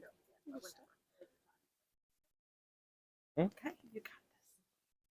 Hello, everyone. My name is Aiden Kalea, and this is my capstone project titled Igniting a Passion for Engineering. So my passion for engineering started when I was only in middle school, when I did robotics with a lot of fellow students that honestly most aren't in Blue Ridge anymore. But I started in middle school, and my leader in that class was a graduate from Virginia Tech, and he did computer science engineering. And he was my overall influence and what got me to enjoy STEM and everything to do with it. So to start everything off, my research project was on the best soft skills a person could have to be a future engineer. Because when I was doing research, I noticed over 75% of technology, like engineering companies, noticed that over 75% of their workers lacked these soft skills. And the most significant soft skills include leadership, which includes communication throughout different departments and dumbing down for, because not everyone knows like engineering terms and everything. Leadership, project management, because a lot of the times you'll have many projects to work on at once. And then also time management and making sure to get them done on time and get them to your client as soon as possible. And the last one was leadership. But I had over 15 sources to work with. And my advice already right off the bat to future students is make sure you have a well-written essay and outline, because it will get your essay written really quickly. And then make sure you have proper sources with stats and everything. So getting into my internship, I had a really rough time. I applied to over 15 companies, and I was ghosted by at least 5, denied by another 10, and then only accepted to a select few. But the company that I chose to go with was Seegers Engineering, because Miss Liz Lane, who contacted me for human resources, she stated that she had a son that formerly went through Blue Ridge, and she knows all about the project and what I would be able to need to do, like the interview questions and everything. So I decided to go with Seegers Engineering, located in Charlottesville. In my time there, I had numerous mentors, but one of the most significant was Mr. Paul Miller over here, which was the leader of director compliance and working with all the outside companies and getting their clients. And he told me all about effective communication and being able to convince companies that you guys are the company they need. And then over there on the right side is a guy named Paul. I didn't get his last name, but he was showing me all his significant projects he was working on. Like he had a project going on in a steel mill and rerouting all different waterways and where all the cooling machines need to be. And he was also working on a few other projects, like in a Volvo dealership, I think, and the electric behind all of it. But he was telling me all these stories about successful projects he's done, bad projects he's done, and all the stuff that's gone wrong. But I had over 5 people I was able to sit along with. In my internship, I was able to sit with numerous different workers, see their projects. They taught me many different tools and softwares that they use. They also let me sit along different compliance meetings and work with their clients, see what their clients wanted and all their different needs. They also got to discuss money while I was there, and they were talking big money, honestly. It was crazy. But my internship led me right into my community service, where when I was coming into the high school, other than robotics, there was nothing else to target STEM. And I wanted to let the youth understand STEM before they get into the middle school and high school. So I went to Locust Grove Elementary School and talked to Miss Downs. And I wanted to set up a STEM night, let them understand what engineering is and all about it. So I talked to Miss Downs, and I needed a leader to help me go down there. So I talked to Miss Jamerson, which was willing to help me. And we got the TSA to come along. So we set up a STEM night, and that STEM night, it took a lot of work to put everything together. It took 3 in-class days to make sure we had everything set up for the stations, the demonstration. I had to put together a slideshow and an invitation letter. But once it was all together, it came out perfect. So through that night, I started off with a 10-minute presentation telling the youth what engineering is, all about it, and all the skills they need to know, what every job aspect is, just all simple, dumbed down stuff for elementary school students. And then I did a demonstration on what engineering could do, what it could create, and once again, future job aspects of engineering. Then after, which the students loved the most, were the stations. I had 3 target stations focusing on different aspects of engineering. The first one was industrial engineering, where the kids made different bridges and they tested out the structural support of them. They made them out of toothpicks and marshmallows, so overall they're very weak, but they learned about how triangles are the strongest shape and all about the supports. And then the next one targeted aerospace engineering and flight and everything. And they made different types of paper airplanes out of paper, wood, and different materials. And they learned about aerodynamics and lift and everything to do with drag and all that stuff. And then the third station was about computer science and mechanical engineering, where they did Lego robotics and created their own little robots, which they really loved that one because they got to drive them around the floor and mess around with them. But overall, it was a good turnout. Over 20 to 25 students showed up, and Miss Downs really loved it and wants to plan more events like that in the future for Locust Grove Elementary School. And then the next event that I didn't put together, but I helped lead, was bringing TSA to a career fair in the Unionville Elementary School. And we brought the robots out there, let the kids drive them around the floor. We taught them all about different engineering and STEM once again. And when we were there, we had drones flying around, we had robots on the floor, and the kids also loved it. Once again, another great turnout. And then my future, I'm planning to attend Florida Tech University. I want to pursue aerospace engineering for a bachelor's degree and then hopefully get a master's later on. But my advice to future students is to never give up. I had a hard time getting an internship, but I got one at the end and it worked out in the long run, really good company. And then I learned too that I'm actually better at teaching than I was expecting.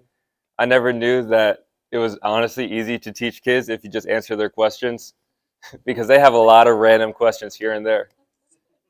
But I plan to pursue Florida Tech.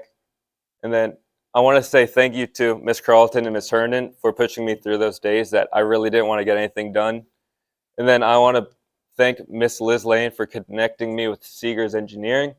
And then lastly, I want to thank my parents for helping me throughout the whole thing, and Miss Jamerson for helping me literally put together everything for the community service. Any questions?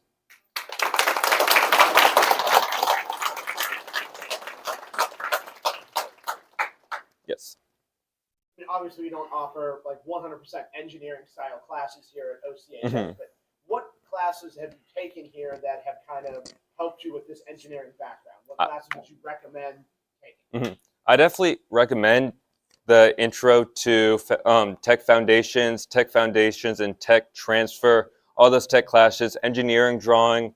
I never took architectural drawing, but I took the system design and all that. So anything to do with those tech classes with Miss Jamerson and down that tech hallway, perfect to take. And then if you're in Blue Ridge, definitely take those aerospace engineering courses and the intro to engineering through UVA. Yes. Did you leave behind plans for like future stuff? I'm actually, yes, I did talk to them about hosting future ones, but I'm also planning to, in the future, go back to Locust Grove Middle School and rekindle the robotics team they had there because sadly, due to COVID and a lack of interest, which I'm planning to help ignite, I'm going to go back and help with their robotics team. Yes.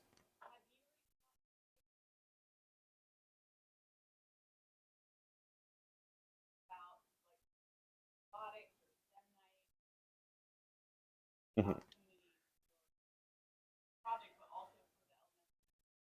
I haven't contacted any juniors in this room, but if anyone wants to reach out to me, I'll definitely help you in any way you want. Just my name's Aiden Kalea, so just talk to me if you want. Any other questions? Thank you.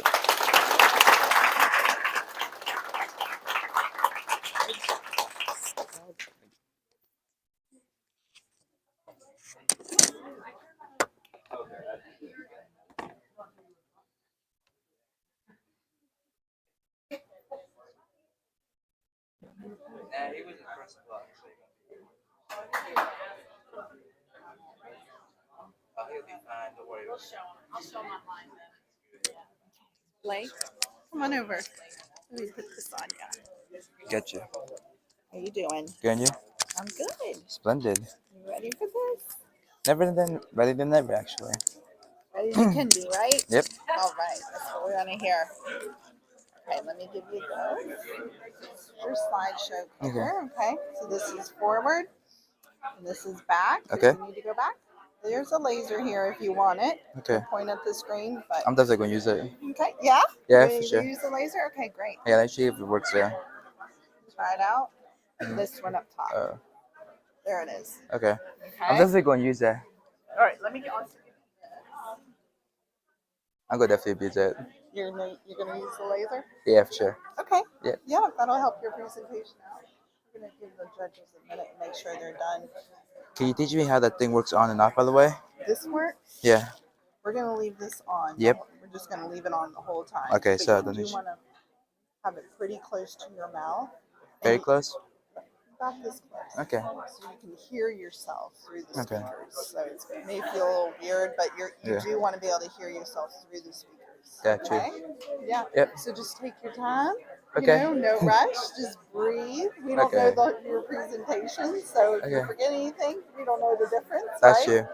Yep. Okay, so it will be on the whole time. It won't like get you. Yep. That'll stay on the whole time. Okay. Yep. Okay, gotcha. Okay. Hear it? Yep, I hear it. Okay. All right, you're gonna step right about over here beside that circle. You got this. Okay? Yeah, sure. Thank you. Ready? Yep. Judges ready? All right, everybody, we're gonna start back. So you'll have another break after Blake's done. So thank you so much. Thank you, Blake. Good morning, everyone. My name is Blake Aguilar, and today I'll be presenting my senior project, which I decided to call A Commitment to Care, My Mission to Improve Lives. So, for those who are unaware about this building is in Culpeper. It's basically the Culpeper Hospital, how it used to be like when I was young. And the reason why this is very important is because when I was young, I often used to be very sick and ill. I was basically in the verge between life and death, and it's that point in my life, in which it was very difficult for my parents to manage financially as well due to that. Not to mention due to the lack of language barrier, and even back then there was like less interpreters. I was unfortunately not be able to get like a private family physician, unable to get proper medical insurance, and basically my parents had to struggle with paying a lot of bills fully, not even partially. We didn't even get paid by the government for that reason.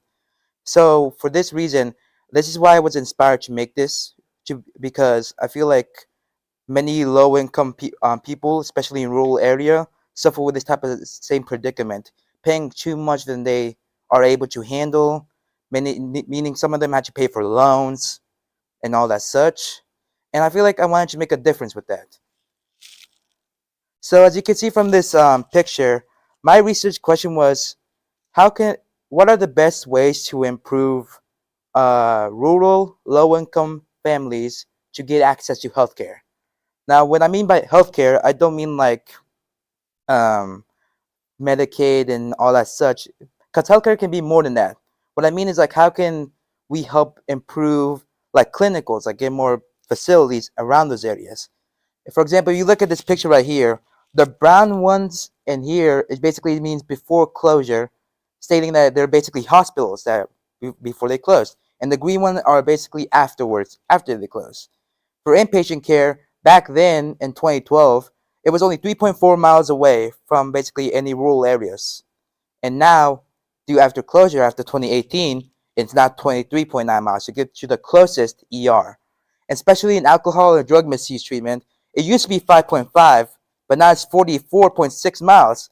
Imagine how much people actually suffer because of that. Not only because they have like a less time to get like the proper treatment, but also the amount of gas money that actually wastes. Because trust me, it costs a lot of gas nowadays. And due to that reason as well, um, so for my internship project, I decided to do something a little unique. So I tried to apply to all the closest clinical communities I have, which I got unfortunately rejected because I'm underage and I'm still am. And I tried to go to Culpeper, Madison, Green, Spotsylvania actually. I tried to apply all there, but unfortunately I couldn't until I was able to get at least one in Louisa, in which I met my crew called Miss Jessica Waller. She's the one in the gray. She was able to allow me to work in her company called Touching Hearts. She's a former registered nurse, in which she decided to make her own company. And thanks to her, I was able to work in a clinical area. And to show you proof, I'll basically show you how their building looks like. This is their small building. Now, the reason why it's small is because it's basically a community clinical, meaning, for example, it's for only the town of Louisa they're at. But not only that, they also did like mobile transfers. For example, we visited place to place, and but due to the fact of HIPAA regulations, I was unable to take pictures of those times. And trust me, I need to write a lot of agreements before even getting to that job place as well. So due to that fact, I'm unable to disclose any proper information. But basically, what we did there is we first sit in, talk to the patients, ask them like how their day is. Do you feel any pain? And if you do, what is the pain scale between 1 to 10, and all that such. And also, we usually ask these ridiculous questions as well, just to test how like their brain are working functionally. Like we ask them like what year it is, who is the 46th president, and all that such. Basically, we ask these ridiculous questions because we want to test how cognitive they are, and also if they're still capable of thinking, if you know what I mean. And so during my time there as well, I was able to go inside the clinics. She showed me everything as well. And what I learned about this is because what I learned overall in the project is that was something significant I learned basically is that in healthcare, you don't just need to be like a nurse or a doctor to be participating in the healthcare team. You can also be working as a physical therapist, dietitianist, nutritionist. There's so many ways you can help benefit people. And I just feel like people think when they hear of healthcare, they think about only doctors or nurses and all that such. But it's more than that. If you can go business, you can help like healthcare facilities to improve, like build establishments and all that stuff. And this is an example of the brochure that she, thankfully, Miss Waller provided for me, provided like a more in-depth analysis of what they do technically. Afterwards, so for my community service, I decided to do a first aid drive, and which was medical equipment stuff. And this was one of the example of the boxes I decided to create. And the reason why I decided to do a first aid drive basically is because Mrs. Waller talked to me about like, man, there's so many people who are like low income and are unable to basically get any proper medicine regarding like alcohol pads, bandages, stitches, medicine, even Tylenol and ibuprofen. They're unable to afford that. So that's what inspired me to do my community service project, which was making medical supplies. Now, during my time, I was unable to get like any help from any place due to the fact that I did it during the fall and winter, because I got rejected by CVS, Walgreens, all that stuff. But I did not give up. Instead, I decided to go to the head of the force of my community, which was my local church. Thankfully, my pastor agreed that I was able to make a proper introduction to my drive and introduce it to my people in the community. And this is my pastor right here. His name is Mr. Amilcar. And thanks to him, I was able to disclose information in front of my community. And fortunately enough, they were able to agree. And this is where I presented it, my introduction. Unfortunately, though, no one took a picture of me while I was presenting, so I just took a picture of the area where I presented. I was right there in the middle, and compared to y'all in there, they were way more scarier, because imagine trying to translate, hey, give me money in Spanish. That's what I needed to do, and it was difficult. And afterwards, I was able to raise more than $450 alone in my church, thanks to the local support. And because of that, I was able to buy medical supplies, which like I bought like Q-tips, Band-Aids, Tylenol, ibuprofen, stuff that you're able to buy in your local pharmacy. Because I can't buy no injections because that's illegal, and I can't do anything like that. So I didn't buy those stuff. I just buy the basic needs that everyone can get. And this is one of the stuff I did, like one of the 2 boxes I started doing, at which I tried to contain like enough proportions for each one of them, like 2 of each. So that way, and afterwards, what I did with the boxes is that I gave it to my supervisor, Mrs. Waller, to give back to her community as well. So afterwards, when I finished, we made like about 10 boxes or so with this amount of money we had. And thanks to that, Miss Waller was able to contact her local like shelter place and people like her other churches to help donate to the people in need. And what made it so significant is that throughout my trial, I learned a lot of stuff actually. For one, like at first when I started the project, I wanted to become a doctor. I wanted to become a biomedical engineer. I was all over the place because I did not know what type of healthcare thing I wanted to do because there was so much stuff I wanted to do.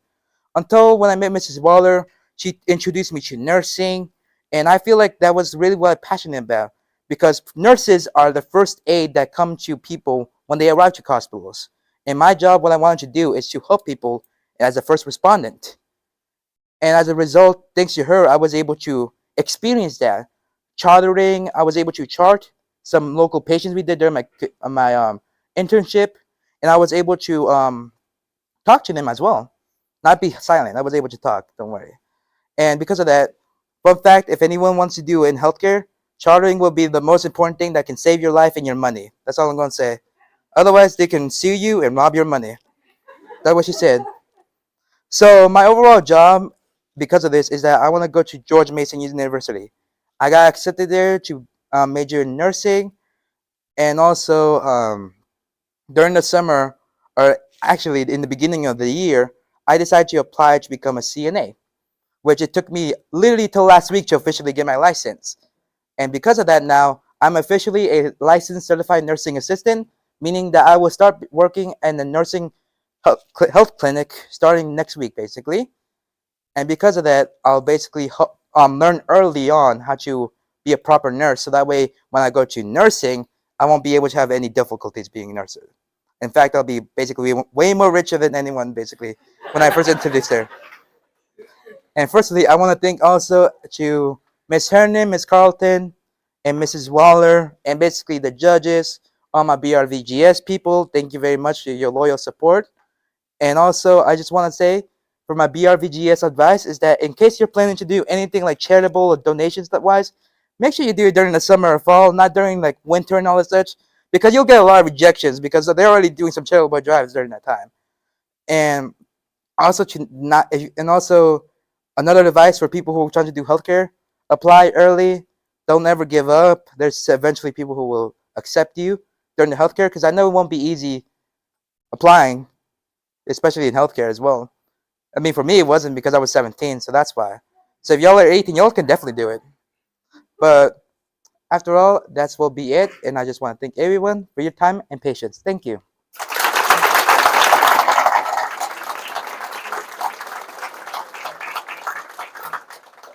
I'll take questions now. Yes. The boxes that you and your church put together, is that Yes. something that is there a plan in place to continue donating those boxes and creating those boxes for the local health need? Currently, I am the only one that began it, and basically, hopefully, I won't be the one that will last. Basically, because due to the fact that I'll go like far away from George, since I'm going to go to George Mason, I will be unable to contact with my local church. But I'll definitely will be trying to be persistent about that, like trying to build a drive for first aid and give to the needy. Not just relying on my church, but relying more on my community, like CVS, Walgreens, and other communities that are able to willingly to help me. Anything else? If not, then I rest my case. That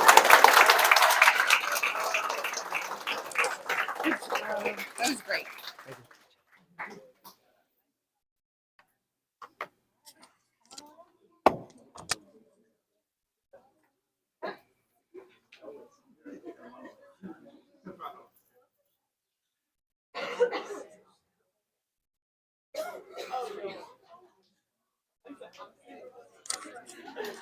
Hi, Rachel. Okay.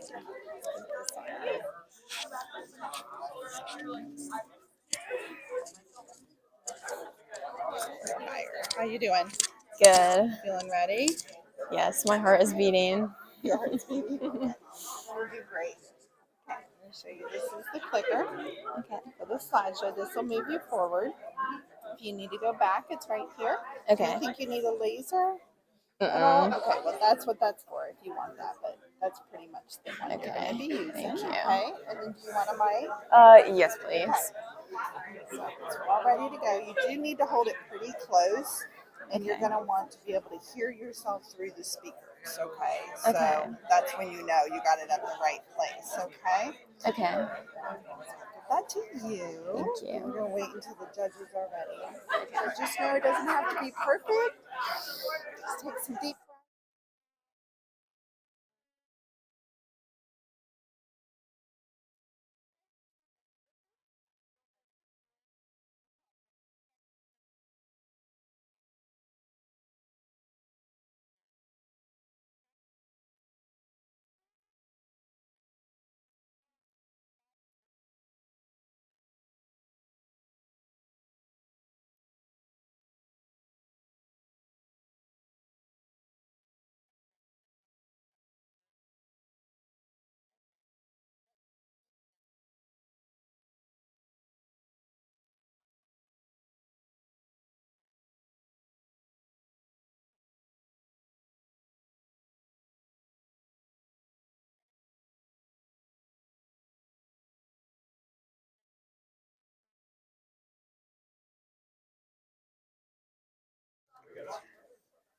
Hi, everyone. My name is Rachel Wynn, and my project is the best methods to increase blood donation. This stemmed from my experience in the past. My mom used to donate blood a lot when I was younger, and I would always go to the parking lot of Walmart in Ruckersville. Every 2 months, my mom would go to the big red bus, and we'd donate blood with the Virginia Blood Services. They were always all around orange, all around green, where I grew up. And they would give me food, and they would give my mom food. They were very kind people, very nice people, very active in the community as well. And as some of you might know, the Virginia Blood Services was shut down in 2018 as the Red Cross took over it. So it became less of a community organization, which led to a lot of people in Virginia stop donating blood. A lot of them stopped because these buses wouldn't come around as locally anymore. And I don't know if some of you know, but the nearest donation center is Charlottesville or Fredericksburg, and the nearest one to that is Richmond. So a lot of people don't have time to drive out there and donate blood, especially because they're not getting paid for it. They have to go all the way out of their way, and they also have to make appointments. The Red Cross doesn't really take walk-ins, but the Virginia Blood Services, my mom would just go on her lunch break. People would go in their free time to donate. And now a lot of people aren't encouraged as much to go and donate. The reason why I chose this project was because of the lack of blood in the healthcare system today, especially because of COVID. COVID really knocked out the blood donation field. I know when COVID started, over 30,000 blood drives were shut down. That means that 500,000 units of blood were left uncollected. So a lot of hospitals shut down elective surgeries to prepare for emergency situations. So a lot of people who are getting knee replacements, hip surgeries, they were put off for years and years because of COVID. And the donations were very non-repetitive. So hospitals were really struggling with trying to get donors to come back and donate. The three things that I looked out for in my research question, it was what are the best methods to increase blood donation? And I noticed that it had a lot of it to do with incentives. For example, there's a blood drive happening at the school right now in April, and they encourage you to donate for a cord. And obviously that's going to encourage a lot of people to donate. I want a cord, I'm going to go and donate because I want a cord. A lot of the Red Cross gives out t-shirts, water bottles, things like that to incentivize people to come and donate. Another thing is knowledge.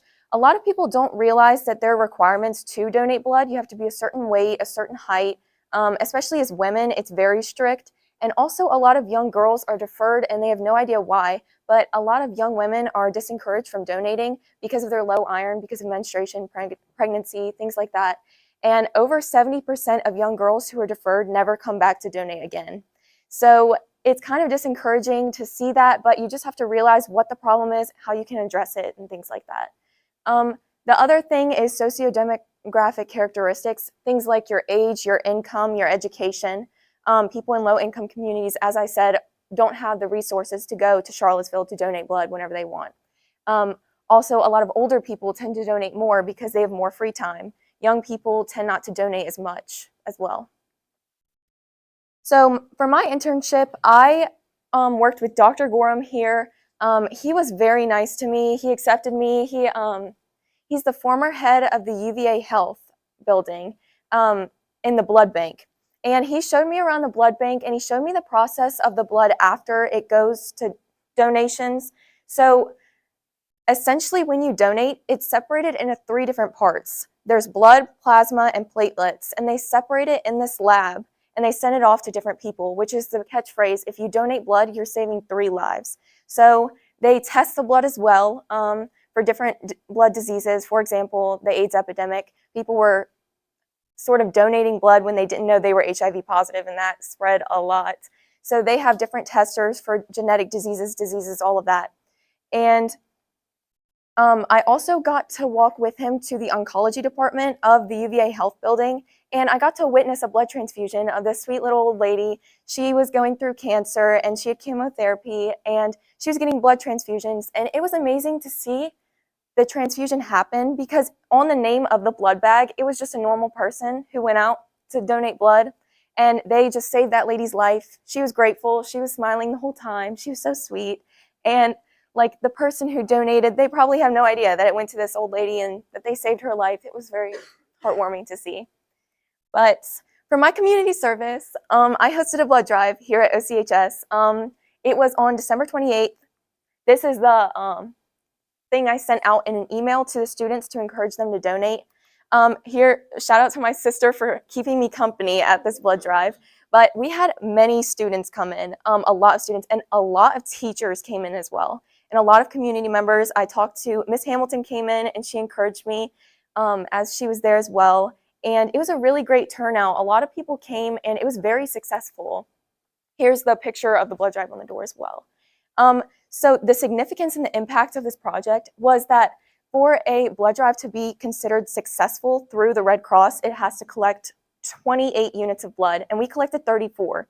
And 39% of it was first-time donors. And this was really the significance of my project because I wanted to encourage donors to come in and donate again because the hospital relies on repetitive donors for their surgeries. So I really hope that through this project, kids will come and donate again, and they won't be first-time donors anymore. They'll be lifelong donors. And here it is again. The one donation can save up to 3 lives. So if we collected 34 pints, that's 102 lives saved because of just this one drive. The thing I learned about myself is you really have to be persistent. I emailed a teacher about this and she responded 3 months later. So I just really think that you have to ask multiple people. It's okay to reject people as long as you have someone instead of waiting until the last second. My advice also would be that sort of don't be afraid to reach out. I was also scared, but another thing is that you're gonna get rejected. I know the head oncology heart department, they rejected me as well, but Dr. Gorham, he helped me. Alexis Ennis in the blood drive, she helped set up the drive for me, even though people at the school here did not really like help with any of that, even though they were experts in it, but that's okay. But basically, I would say reach out to a lot of people so that you can reject them, because I'd rather do that than have no one. And also with the blood drive, Mr. Hatcher Fagan, he helped me a lot in this. He stayed after school to help me with the blood drive over break. So a special thanks to him. That's another piece of advice. I shouldn't be admitting this, but I sort of booked the blood drive without really having a teacher there, but that's okay. I ended up finding someone last second, but Mr. Hatcher Fagan really pulled out for me, so I'm grateful to him. And so my future plans are to attend UVA for mechanical engineering as well. Not really related to it, but that's all. Any questions?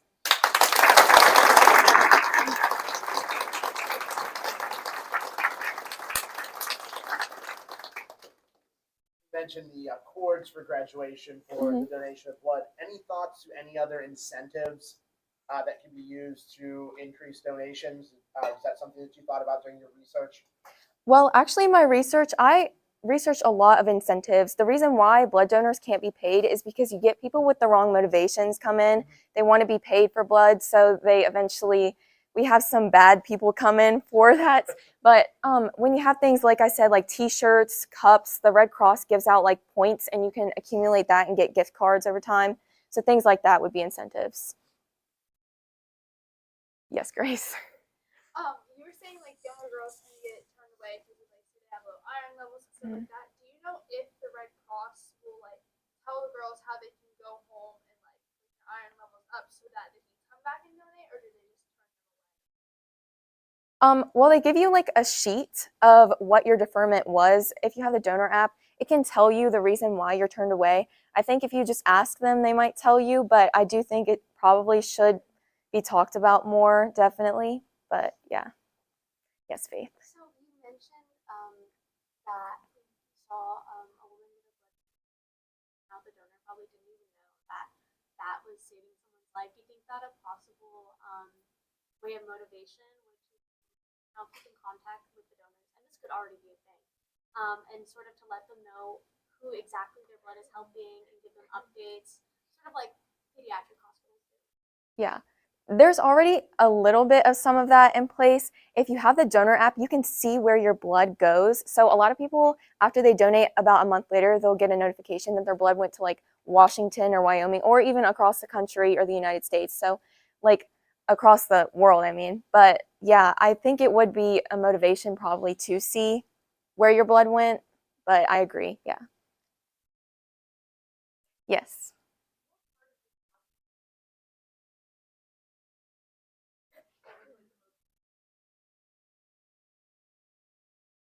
I would say it was just finding a teacher to stay over winter break. I was really struggling with that for a little bit. Also, it was really hard to go through the Red Cross and host this blood drive. They didn't have many openings, so I had to like schedule over Christmas break instead of a school day or like a weekend. So I would say if I maybe planned it over the summer instead, I would have gotten ahead on it. But honestly, I'm fine with how I did things. The only complaint I have is maybe I should have found a teacher to host it sooner. But yeah. You mentioned there's one coming up in April. Do you have the exact date for that? I think it's the 18th. Thank you.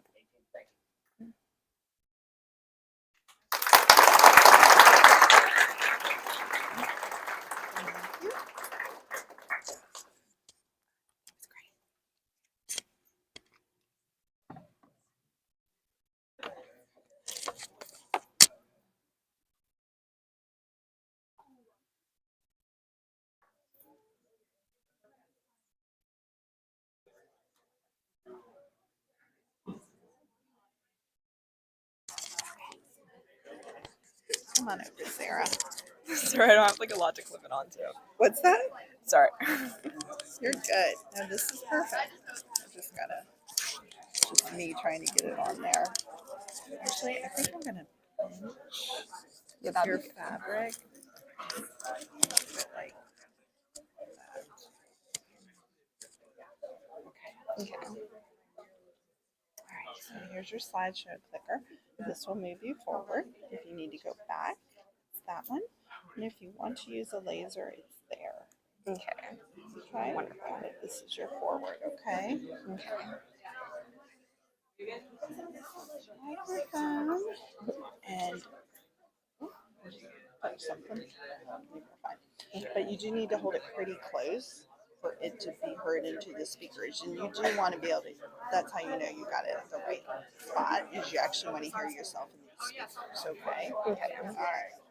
So we're just gonna give the judges a minute, but you got plenty of time, so just take your time. Don't go too fast. Just breathe. Don't forget anything. We don't know the difference because we don't know your project exactly, right? So just breathe. Take a moment. Okay. Oh, you're really good at this. Well, thank you. I appreciate that. Interesting topic. Yeah. Excited to hear it. Okay. Thank you. So just take a minute. Yep, you got this. And you're just going to step forward right up here. Okay. Is Carlos ready? Okay.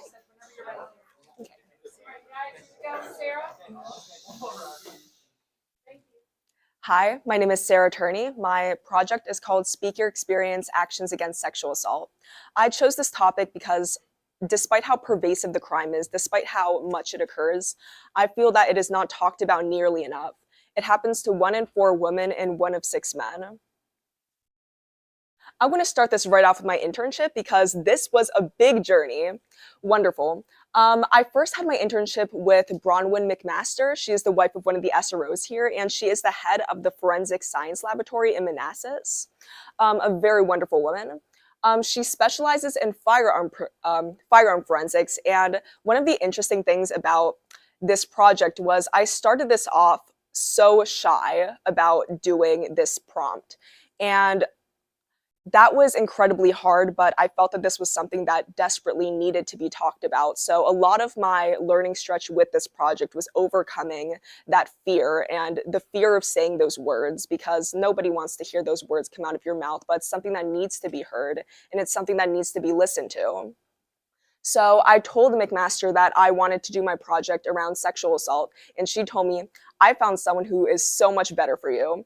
Her name is Clarissa Berry, and she's the district attorney, so you can go and see court cases with her. So I saw Clarissa Berry, and she referred me to the wonderful Jennifer Ayler. She is the victim's witness of the Orange County Sheriff's Department. Her job does not center around justice, because one interesting thing that I found when doing my internship with her is that justice is a very vague concept. You could take your perpetrator to court and he could get 8 years in prison or he could get life in prison, but that doesn't necessarily at all make up for the fact that a person's autonomy was completely ripped from them. So her job mainly specializes around supporting the survivor and doing what the survivor wants and giving them a lot of that control back. Like, do you want to take this person to court? Do you want to press charges? Do you want to come forward? So that was a very interesting part. I did this at the Orange County Courthouse at the 3rd floor in the circuit court, and I watched a lot of cases that had to do with sexual violence. And this was very, very hard, but it was also very shocking because, yet again, I hadn't heard this talked about as often as it should. I didn't hear it talked about at all. I didn't hear word from many survivors at all growing up. However, when I went to court, I went there every week, and that was still not enough to cover all of the cases that they deal with on such a weekly basis. There were so many people of so many different demographics that were affected by the crime, and it was something that really gave me a new sense of purpose in approaching this project. I did my research with sources that I found at UVA, and I did my project on supporting survivors and the best resources to support survivors. And I did that through 3 ways, but before that, I wanted to get into the background portion of my essay. it's kind of impossible to research the background of sexual assault because it's something that has existed farther than history can really document.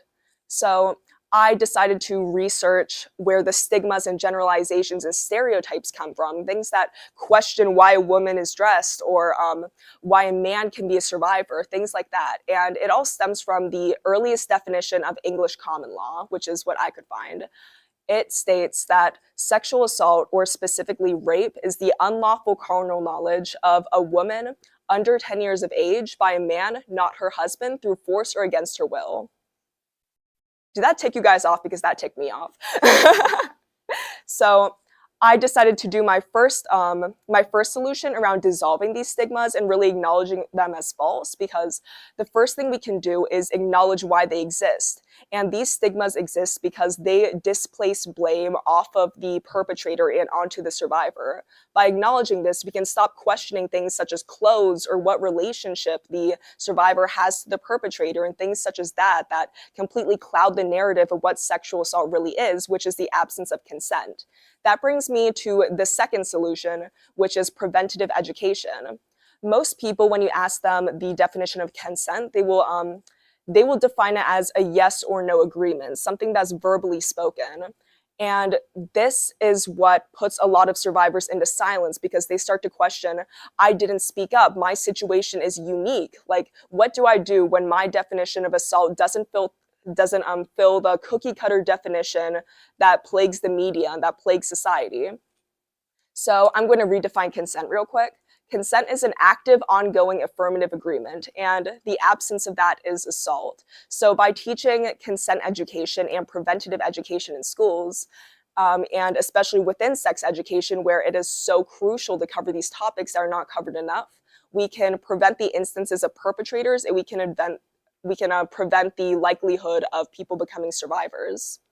And my third solution was adopting mindful listening and responding strategies, because one of the hardest things to do for a survivor to do is talk.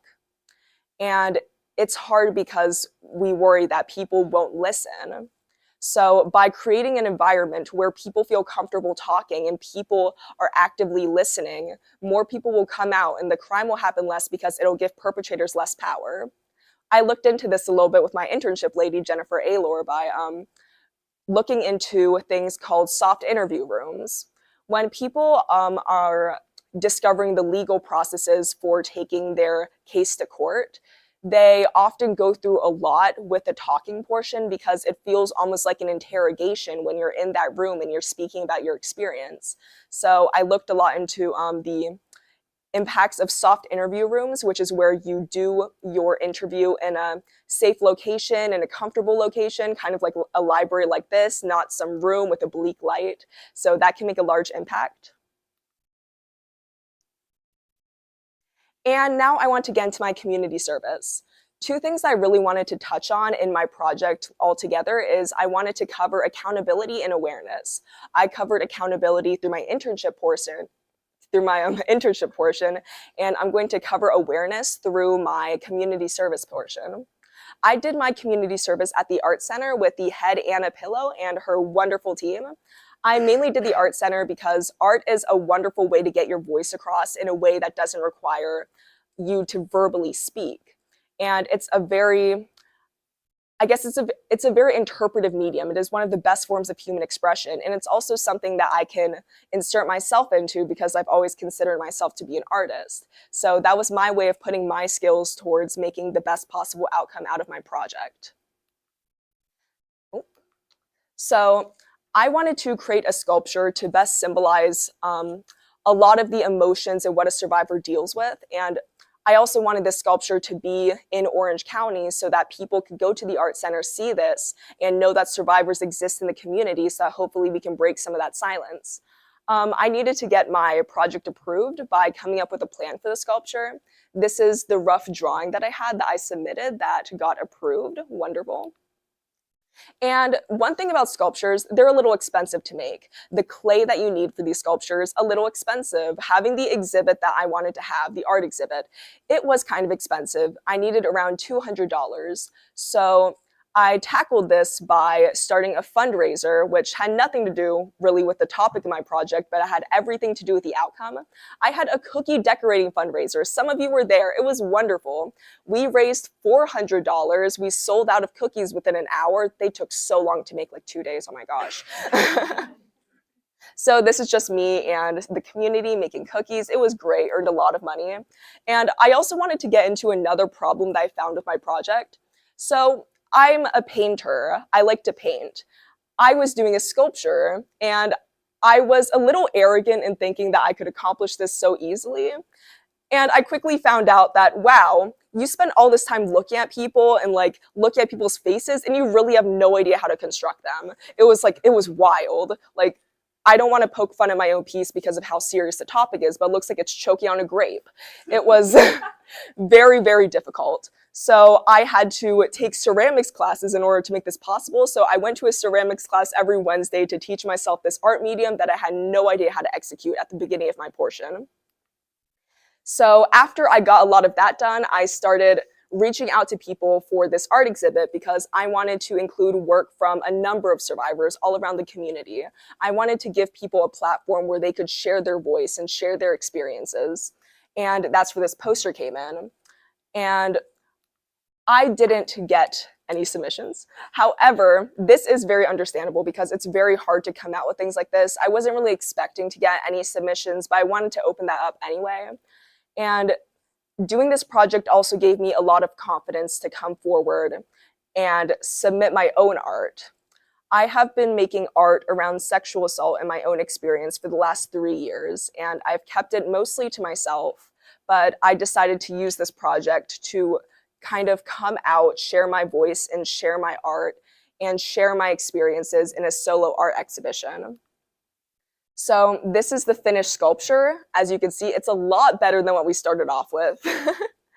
And what I didn't really include was what I spent the rest of the money on because I did earn double what I needed to have the art exhibition. A lot of the money was donated, but a big portion of it also went to hiring a florist who could make teal roses because I wanted to include the community as much as possible in this exhibit. So I had a bunch of teal roses ordered around 100, and we would be handing these out to survivors and having them available at the exhibit so that if you're a survivor yourself, or if you know somebody who has been impacted by the crime, you can kind of show them a little love and appreciation this month. And one of the things that a lot of survivors are absent of is support. So I wanted to have something for that there. And I wanted to share the rest of the art that I kept at my exhibit. It's art that I've been making for a while, and it's very important to me. These were pieces that I made in 2025. These were pieces that I made in 2024. And these are pieces that I made in 2023 and 2022. And I showed all of them at my exhibit. And I didn't get any pictures of the crowd, but there was a big crowd of people, much like this one when I was first speaking. And it was the most impactful part of my project. And standing up there and telling people how I felt, how it made me feel, and how I coped with it, and what we as a community can do to do better, because it took years to come out and speak in front of a crowd of people like this. And it was so impactful because of how much change happened in those few months that I spent doing this BRVGS project. In the beginning, when we were first stating our prompts, I stood in front of a group of people and I told them that I wanted to do sexual assault as a prompt. It was part of one of our first assignments that we ever did as a team. And I remember shaking and sweating because I thought that people could look through my eyes and I thought that they could peel through my memories and pull out all of my shame. And that was something that was incredibly hard, standing in front of people and talking about it. But when I stood in front of people at my art exhibition and I spoke about my art and people were looking at me, I had a script with me and I was looking down at my phone. And after I finished talking, after about 5 minutes, I looked up into a crowd of people who were crying. And it made me feel so supported and so understood. And it was such a valuable experience to me. And afterwards, people would come up to me and they'd ask me about my art. They would ask me to explain certain parts of it. Like, I got people telling me thank you for coming up here. And it happened to my wife, or it happened to my cousin, or it happened to my younger brother. And I got to hear people really speaking about their experiences, and that was something that meant so much to me when doing this project. For after school plans, I'm going to the esteemed University of Pennsylvania for college. It is the only Ivy League school that offers a criminal justice program. I'm going to be studying criminology and forensics, and I'm extremely proud of that. I got a $92,000 scholarship, so I will be paying virtually nothing for college, which is wonderful. And thank you. I'd like to offer a special thanks to Jennifer Aylor and Anna Pillow and her team, Miss Carlton and Miss Herndon, wherever she is, the judges, all my friends, all the BRVGS students, and yeah, thank you so much.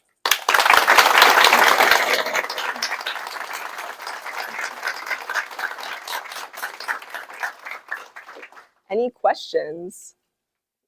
You mentioned soft interview rooms, which they are extremely important. Does Orange County have a soft interview room? I am so glad that you asked this question. When I started this project, they didn't, but by the time I spoke to my internship lady, which was yesterday, I hadn't spoken to her for months. I asked, hey, how's that soft interview room going?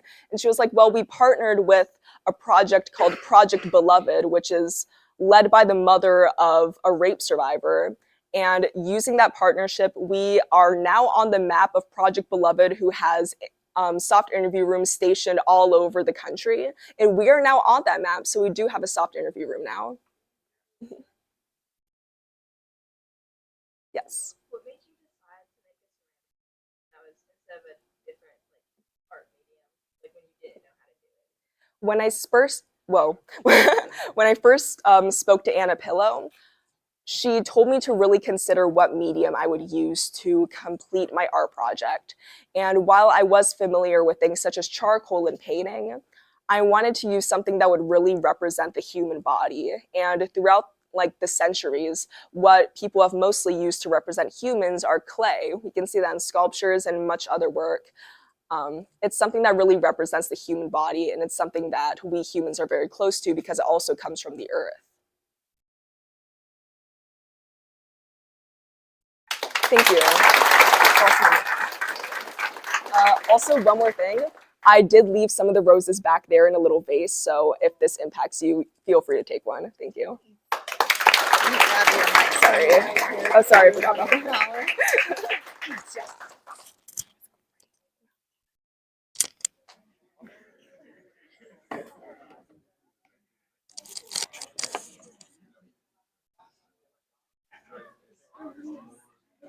Good luck following that up, Alex.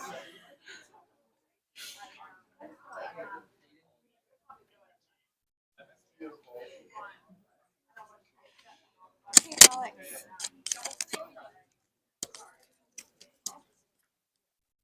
Come on up here. You look great. Let me fix your collar right there. Okay. All right. There's your mic. So which one goes forward, which one Slideshow. goes back? Okay, yep, So that one that's goes forward. forward. All right. That one goes back. If you want to use a laser, Yeah. it's right there. All right. Okay. What Thank hand you. you want that? And we'll be taking Would you the like a mic? microphone. Yeah. Yeah. Okay. So So when you use this, do hold it pretty close, Yeah. and you want to hear yourself from the speakers in this Yep. room. That's when you know you've got it in the right place. We're gonna give a minute to let students transition. Okay. How you feeling? just feeling excited this morning. Now it's starting to hit me that I'm A little bit presenting. nerves. Yeah, Okay, but that's normal. And yeah. that's good. That's it's good. not as bad as it could be. So Right. that's good. Okay. Good. So you're in a good place. Yep. Awesome. Okay.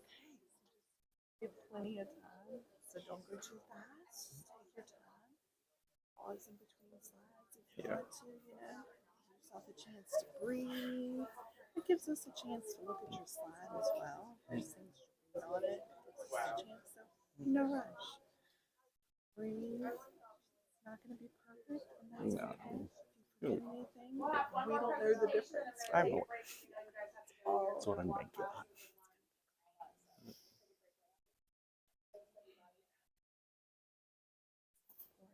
Over here, okay?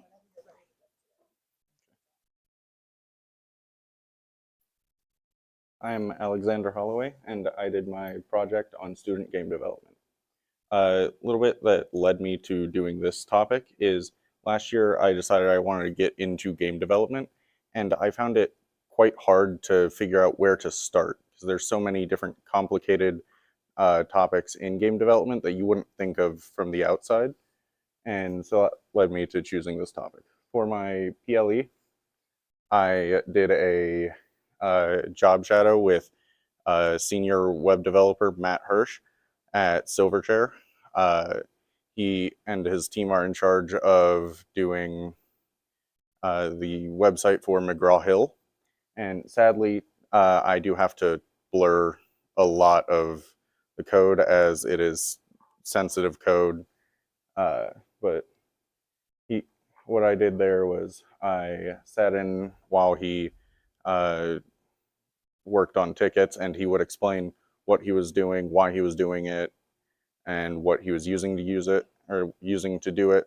And I learned a lot of different things that don't just apply to web development, but also apply to all sorts of software development or even game development. One of such things is the use of repositories, which are a system that let you have a main branch of code, and then when you want to make changes to that code, you can take a branch off of it and edit just a specific part of the code without affecting the main branch until you're ready to push it to the live version. This allows multiple different developers to work on the same code, and it allows for the ability to catch bugs and glitches before they get pushed to the live version. Another thing I learned was the importance of keeping your code clean and optimized. Clean code is very important as it allows developers to know exactly what it does at a quick glance, and it also enables you to know exactly what you were doing and where to pick back up. And part of that also leads to optimized code, which is very important to make programs run well in order to give the user a better experience. At the end of my internship, I was lucky enough to be able to sit in on a meeting, an end of sprint meeting, which takes place every 3 weeks, where the team goes through and they discuss what they did well, what it could have done better, how they're going to improve this next sprint, and then they get tickets that they're going to work on during the next sprint and assign values to them that will determine how long they think the tickets will take. And this job shadow really opened my eyes to a bunch of different skills that developers need. And this leads to my research paper, where my question was, what are the most important things for game developers to learn, and how can they learn them? The first topic is the first thing that's really important for game developers to learn is how to implement machine learning, as machine learning is a very valuable tool to make enemy AI or NPCs more human-like and more realistic. The next major thing that game developers need to learn is player inclusion, as this fosters having communication between developers and players gives a much more positive community, as developers can trust the players and the players can trust the developers, and the players feel like their voice is heard a lot better. Another thing that I think is most important for game developers to learn is level design. Level design is one of the hardest things for game developers, as it's a mix of every single aspect of the game, and it can make or break a game. I found that the most important part of level design is making sure that the mechanics are enhanced by the layout of the levels. For example, if you're making a movement game and you have wall running, double jumping, and all that, you wouldn't want it in a very small, cramped box, because then you can't make use of the movement, and likewise, you wouldn't want it in a wide open field where there's nothing to interact with. And I found that one of the best ways for game developers to learn these skills is to participate in game jams. And this leads me into my community service, where I decided to partner with Mr. Miller and host a game jam. A game jam is a short, usually 1 week to 3 day competition where developers are given a prompt and they make a game. I decided that because I wanted my game jam to be more for new developers, that it would be a month long and there would be no theme to it other than just make something. And led me to have the game jam from November 1st to the 30th. And I was able to host Google Meets twice a week for 2 hours each day. And in those Google Meets, I would sit with students that participated in the game jam and give them feedback and answer questions they had, help them out with any issues they were having. For my future, I want to go to George Mason. I'm going to go to George Mason University for computer science, and I'm going to minor in game development. I'd like to give thanks to Miss Carlton, Miss Herndon for helping me throughout this entire process. I'd like to give thanks to the judges for being here. Some advice I'd give to juniors is make contact with as many places as possible, because if you make contact with 100 places, 90 of them are going to say nothing, and then 10 of them are going to reject you with a harshly worded email. So just keep reaching out until you find someone who's willing to work with you. It's a lot easier to say no to them than it is to just not have anything come back to you.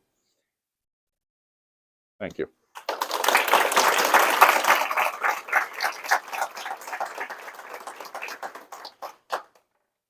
What kinds of products do you make? What's under your game jam? I didn't really get any submissions, sadly, but I was able to at least encourage the people who signed up to at least start thinking about making something and get involved.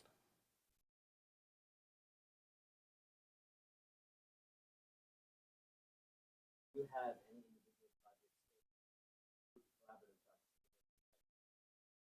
individual Right now, I have an idea for a game that I'm probably going to work on over the summer. Just a couple months ago, I was working on a game with Donnie and some of my other friends for TSA, and that was a really fun experience. Thank you.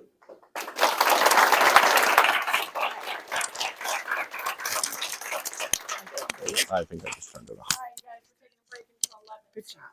So move around, talk. We don't want Liam to start talking to Dell serving.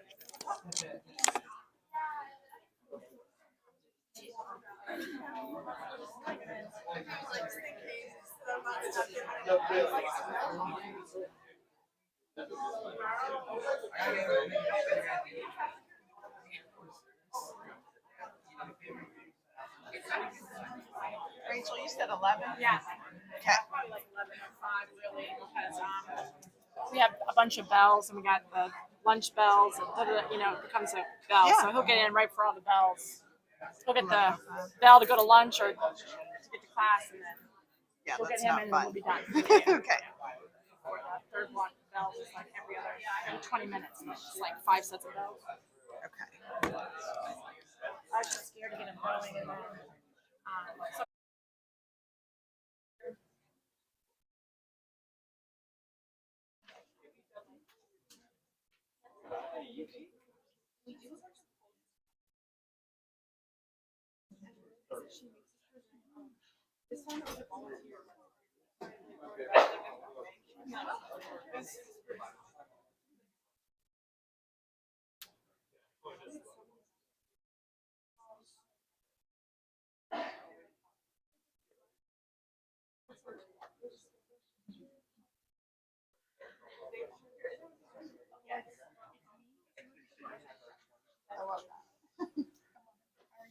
I'm good.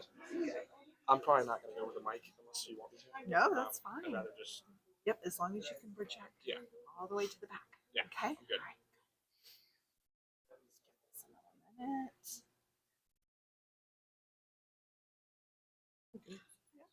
Not really worried about it. Awesome. Basically, already did all the hard part. So.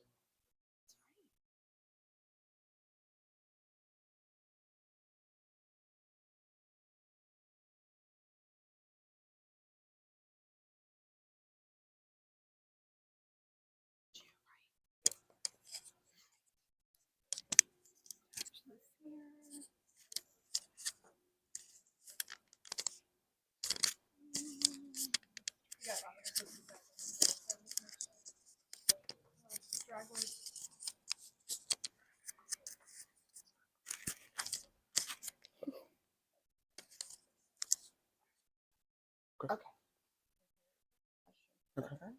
So go forward. Want to use a laser pointer? You can use it. Okay. Pretty much that. Cool. Go forward. Okay. Thank you. Don't- Yeah.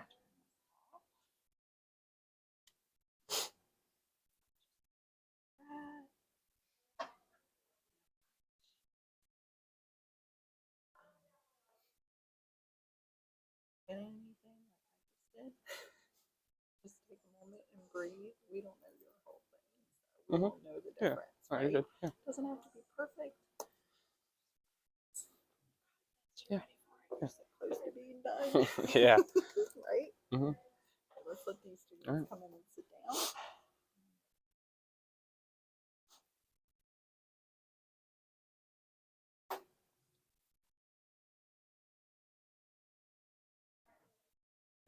Sorry. You're good.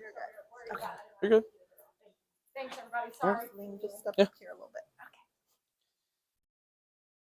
Hey everyone, my name is Liam Rice, and this is my project about the future of hockey coaching.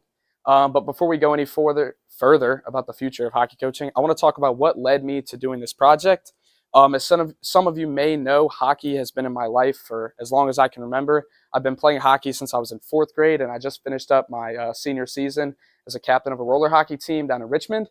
And so some of the problems with hockey coaching stem from the fact that a lot of the coaches are really old.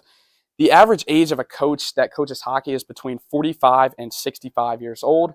And when you start to get up there in age, the problem is you just don't have the same knowledge of the game that you had when you were younger because the game has evolved. Like many other sports, hockey evolves at a very fast rate.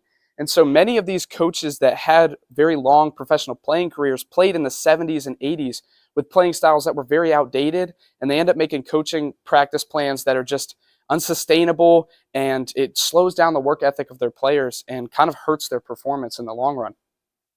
So I knew, that my research question was going to be about creating a better environment for hockey players. And so my research question is, what are the most effective strategies for creating a positive environment for hockey players?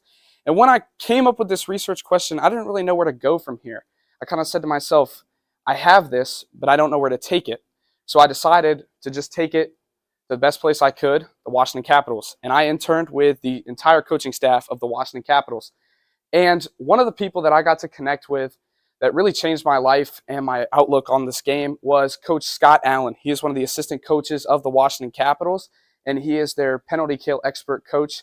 And he has been coaching the game for over 20 years at this point. And so I got to sit down with him while he did his job in between games, creating practice plans and looking at individual player film and team film on how to give everybody the best corrections they need in their game to be the best players that they can be. And along with Mr. Allen, I also got to sit down with one of the greatest hockey coaches that there ever will be, Mr. Kenny McCudden. Kenny alone has coached over 125,000 athletes, ranging from U6 hockey players to the professional athletes he coaches now. And he really gave me, during my informal interview that I got to do with him, some of the best strategies that we needed. So for kids, one of the biggest things he told me was that it has to be fun. He said if kids aren't having fun, they're not going to show back up, and you're not going to get any outreach because they're not going to go to school and tell their friends about how great of a time they had at hockey practice. They're going to go and complain about it. and that's going to hurt your program. And then another thing that he told me that I really liked and I still carry with me to this day is that you have to do it with dignity, honor, and integrity. You have to play the game of hockey with dignity, and you have to be proud of what you and your team are capable of doing. You have to play the game with honor, and you have to respect the officials and the coaches and the fellow players that have come out and made the game possible. And you have to play the game with integrity. You have to play it the right way. You have to play it the smart way. You can't get mad. You can't yell at officials. You don't want to get into fights, even though that's kind of what hockey is known for. And so after I'd spent all this time learning about what makes a great coach, I decided to implement it with the program I know best, Fredericksburg Hockey. I reached out to Brandon McVade, who's the president of Fredericksburg Hockey, and he was one of my former coaches when I played in elementary and middle school. And he told me to get in contact with a man named Mike Drobnak. Now, Mike has been running these learn to skate and learn to play hockey programs at Fredericksburg Hockey for many years now. I believe he started before COVID, before the rink in Fredericksburg was ever actually built. And so I created this fall clinic flyer to advertise that I was going to be hosting free 2-hour clinics with a lot of these youth players that had just joined the program and had maybe only played 1 or 2 seasons of recreational hockey that needed skill development and needed one-on-one coaching instruction. And what I ended up doing was having one of the best experiences that I've ever had. Honestly, I got to use some of the skills that I learned to create practice plans that were very specific so that we could actually keep the practice moving forward. And I got to get a lot of one-on-one instruction with a lot of kids who just really loved the game of hockey, but hadn't had a lot of experience with playing it the right way.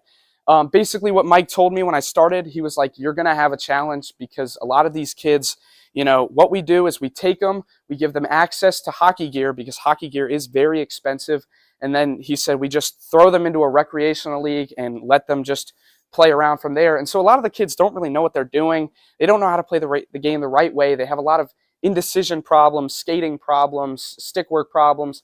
So I wanted to just go in and be a one-on-one coach the best that I could be. And so here's some pictures of me just talking through some kids. I had a whiteboard. We were going through a lot of different drills. One of the things that I was really impressed with was that the fact that most of these kids were only 4th, 5th, 6th graders, but they had really great attention spans and they were there and they were committed to working and improving, which made the entire community service experience so much better, and it made me so much more passionate about what I was doing. And I was kind of just going through, I've never coached youth hockey before. I didn't really know what I was doing. But I think for me, my impact was when I got to talk to some of their parents. Obviously, you know, me talking to Jacob down there, he's not going to give me the input that I maybe would want. But his parents and some of the other kids' parents, they told me some amazing things. I think one of the best things I ever heard was that they'd never seen their kids so engaged in a sport before. And that really just made me feel like I was valuable and that I could actually provide something to these kids, which is what I wanted to do when I started the project. And another thing that I took away from this that I really liked was that even though, you know, when I started, I had no idea what I was doing as a coach at all, learning through the challenges and seeing them progress through their challenges, everybody just gets closer as a community. I've even offered to come back and help some of these kids with just one-on-one lessons. I've attended some of their recreation games. I've attended some of their travel tournament games to just cheer them on, and they've really appreciated the way that I've been since we ended this program. And, you know, I want to switch gears and talk about my future plans. I plan to go to Christopher Newport University, and I want to study business. I want to get a bachelor's in business administration and maybe a master's at some point, but I want to get back into the field of hockey. You know, like I said, hockey's been something that's been with me my whole life, so I really don't know where I would be without this sport. And so I think that I want to continue to give back to the hockey community with coaching and working as, you know, in the business field with hockey. So obviously there's a laundry list of people I could thank for making this project possible. I'm going to start with the senior advisors, Ms. Carlton, Ms. Herndon. Could have never done it without them. Coach Scott Allen, he's an amazing man. Kenny McCudden, Spencer Carberry, the head coach of the Washington Capitals. Rob Tillotson, the director of player and team services. Mike Drobnak, Brendan McVade, Brian Fetter for being an assistant when I needed somebody, and my parents, because without them I would be nothing. That's it from me. Does anybody have any questions?